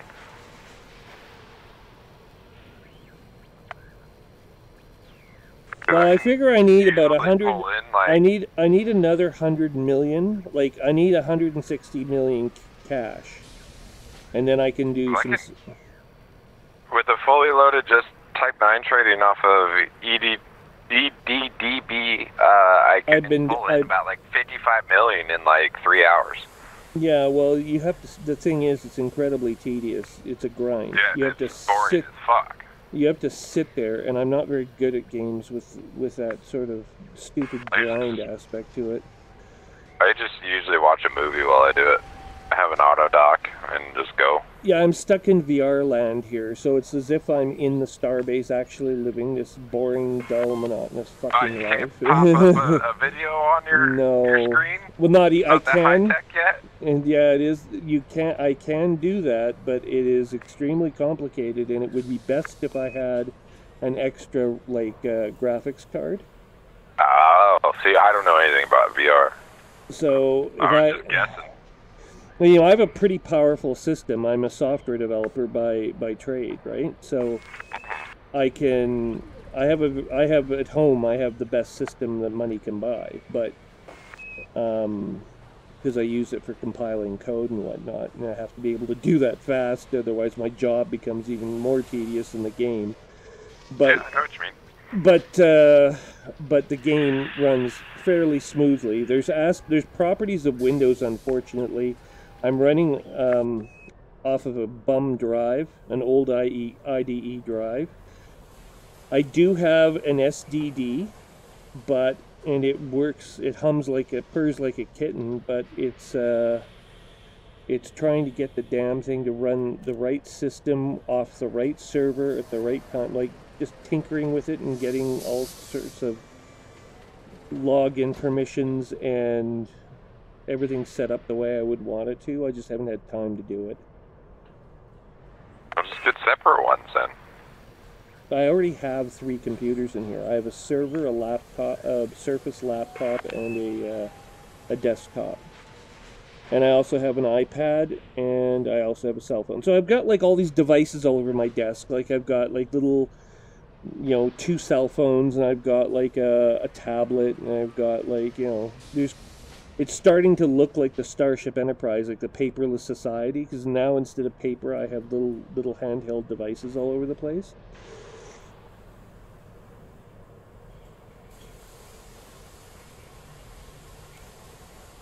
I cannot find these fucking things anywhere. Anyway, core internals, I need to find out. Yeah, so I'm using lightweight alloys. If I wanted, oh, you can't get anything else. But anyway, I don't remember, but I think it's 100 some odd million just to upgrade to military composites. And yes, I'm worried. As much as the fucking ship. And I'm worried that, I'll get a huge armor boost from it. Like, it'll double my armor probably overnight. I'll probably have 2,600 armor the second I do it. But as soon as I do it, is I'll lose 10 light years off of my jump capacity. Well, maybe not that severe, but I'll lose something noticeable. Who does plasma cannons again? Plasma cannons? They're everywhere. No, who engineers them? Oh, I don't know if you can. I've never heard of that. Oh, okay, well then I won't worry about that. We'll go to beams. I'm not saying you can't do it, but I've never heard of it. It's probably... You have to... You know how the... whatchamacallit? Yeah, see... You know how the engineers form a tree, where you discover one and it leads to the next one, and then that leads to a third one? Well, there's 3 or 4 layers in this tree, and it's going to be one of the last ones where you get your upgrade to, like, enhance something like a plasma cannon. And I don't think you can don't even think about trying to enhance a shard cannon or any of that crap. Oh, yeah. The only person who knows anything about it is Ramta. And isn't he in the Dekiat system? That's the other thing. The Dekiat system... it's Felicity Farser. Oh, Farseer, yeah. Yeah, she is a farser. Yeah. God damn it, I don't have him. How do I get him? Hera? Where in the hell did the other community go? Is it in the Pleiades again? No, it's in the bubble. Okay, there's Fusang. Yeah. And where's the other one? There's 2 of them, right? I don't think so. I think there's only that one. No. You know what? Oh, it was in Tar, something like that. Yeah, I'm looking right across the galaxy. It's like 8,000 light years. It's in Colonia. Yeah. It's in Colonia this time, yeah. Holy shit, man. Yeah, no, thank you. No, you know what? Screw this. We're not doing that. By the time I get there, it'd be over. It'll be over. It takes more than a week to travel to Colonia. unless you're I already... think what they're trying to do is see, like, how active the players in Colonia are. Yeah, well, it's going to be a bust. I don't think it'll make it unless they put the requirements down extremely low. Plus, I mean, setting up... How many of us are there? Like, how many users of the system are there? I heard numbers, like, approaching the 1 million mark. Of Elite? Yeah. 1 million, I don't know. 1 million commanders worldwide. Is that realistic, do you think? Maybe, but I don't think concurrent.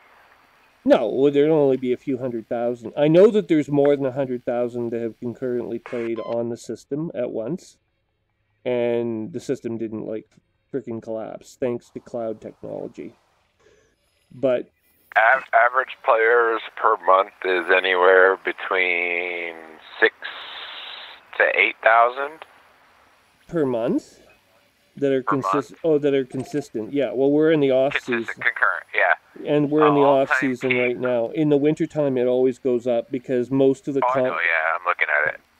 Most of the continents in the world are in northern hemisphere, so you're about 80% of the world's population lives north of the equator. Let me see if I can find... And the other thing is, how the hell does Amazon throttle connectivity between Great Britain and the central United States as efficiently as it does? I have no idea. Like, honestly, those pipes, I've seen network diagrams of them, and there are finite amounts of bandwidth between Europe and North America, but I figure we've got to be gobbling, like, a good chunk of it up. Because I know for a fact, I've already done this, I've taken a packet sniffer and had a look at my own traffic during an Elite session, and I'm definitely hitting Amazon Web Services. The Amazon cloud is being hit here in North America from Canada, where I'm located. But that's not a huge surprise. And so Canadian bandwidth is pretty darn good at the moment, so... There's over 1.5 million Steam owners. Yeah, that's right. That's right. So I would guess there's probably another 1 million Xbox and another 1 million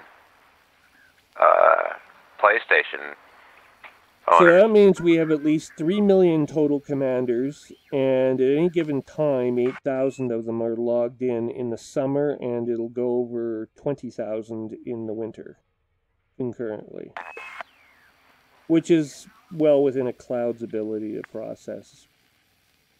I mean, a lot of the processing is offloaded onto your desktops, so as long as that continues, it should be fine.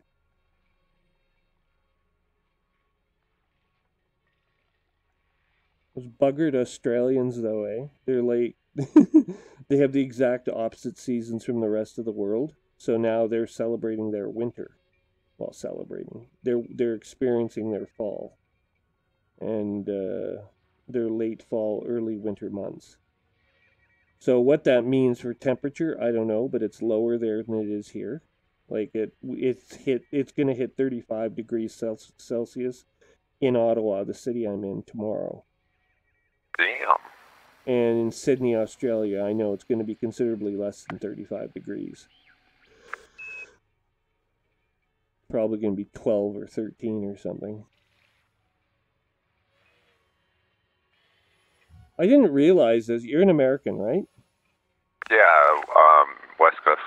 I didn't realize this, but the Fahrenheit scale is apparently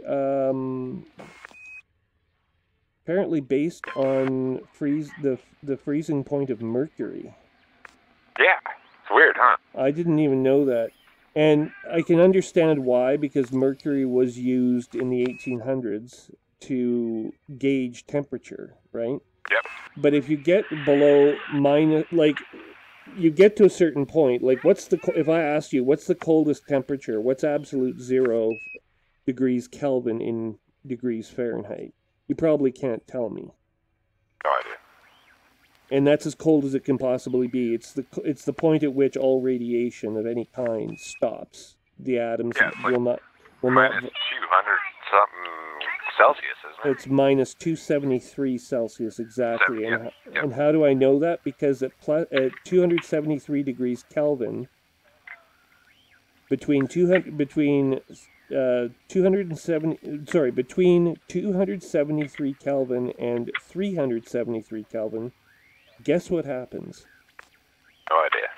Water turns to steam. It boils off. So boiling point's at 100 Celsius. It's based, so the Celsius scale is based jointly on the idea of freezing water and boiling water. 0 is freezing and 100 is, so you just have to take minus 273 with Kelvin, which is the lowest temperature. It's absolute 0. Add 273, you get 0. So 273 Kelvin equals 0 degrees Celsius, and 373 Kelvin is boiling point of water, or 100 degrees Celsius. For some reason, that seems just way easier to understand than this degrees mercury business. And I mean, yes, in the 1800s, in the 1800s, it probably made sense, but like we've moved on, like technologically. Well, in the 1800s, we were making a point not to use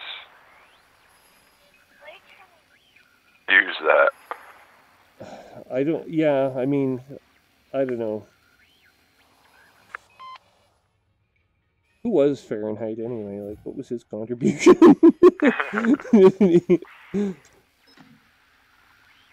I know who. That's a weird name, too. Yeah, well, it's German, of course, but Herr Fahrenheit.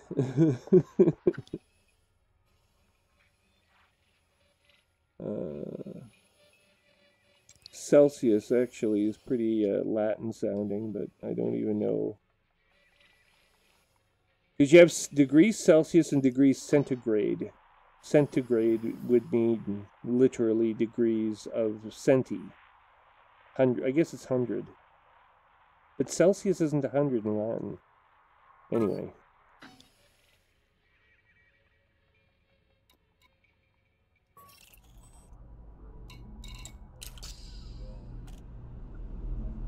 Are you still there? Yeah. I just lost someone. Sorry, my daughter's in here. She just woke up. Oh, okay. Yeah. Well, you know what?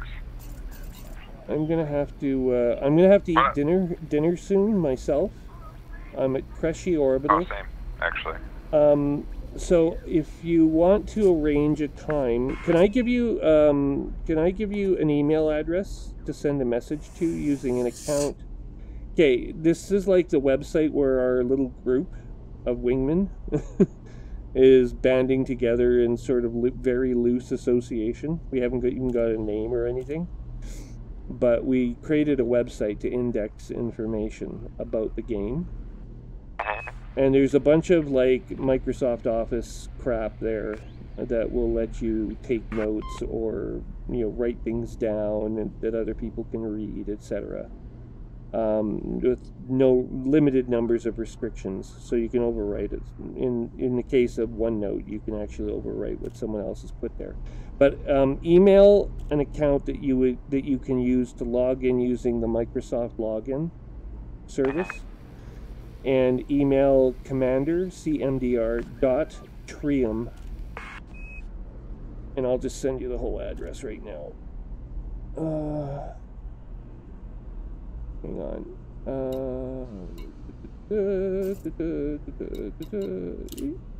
Text. There we go. I'm gonna give you an email address to email.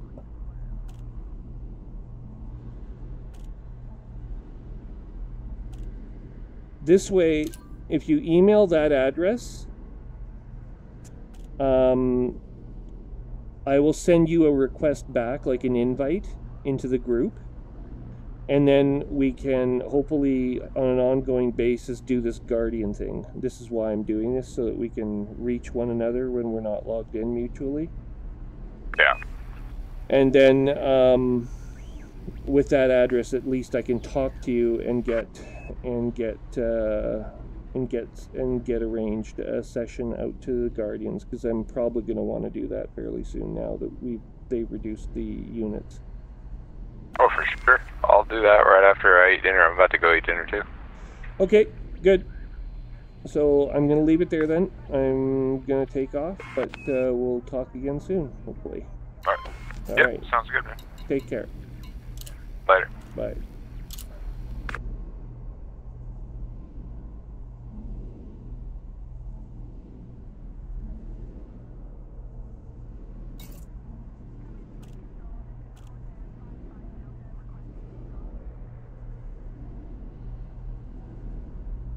Alright everyone, looks like I lost a squaddle. His fan was driving me crazy anyway.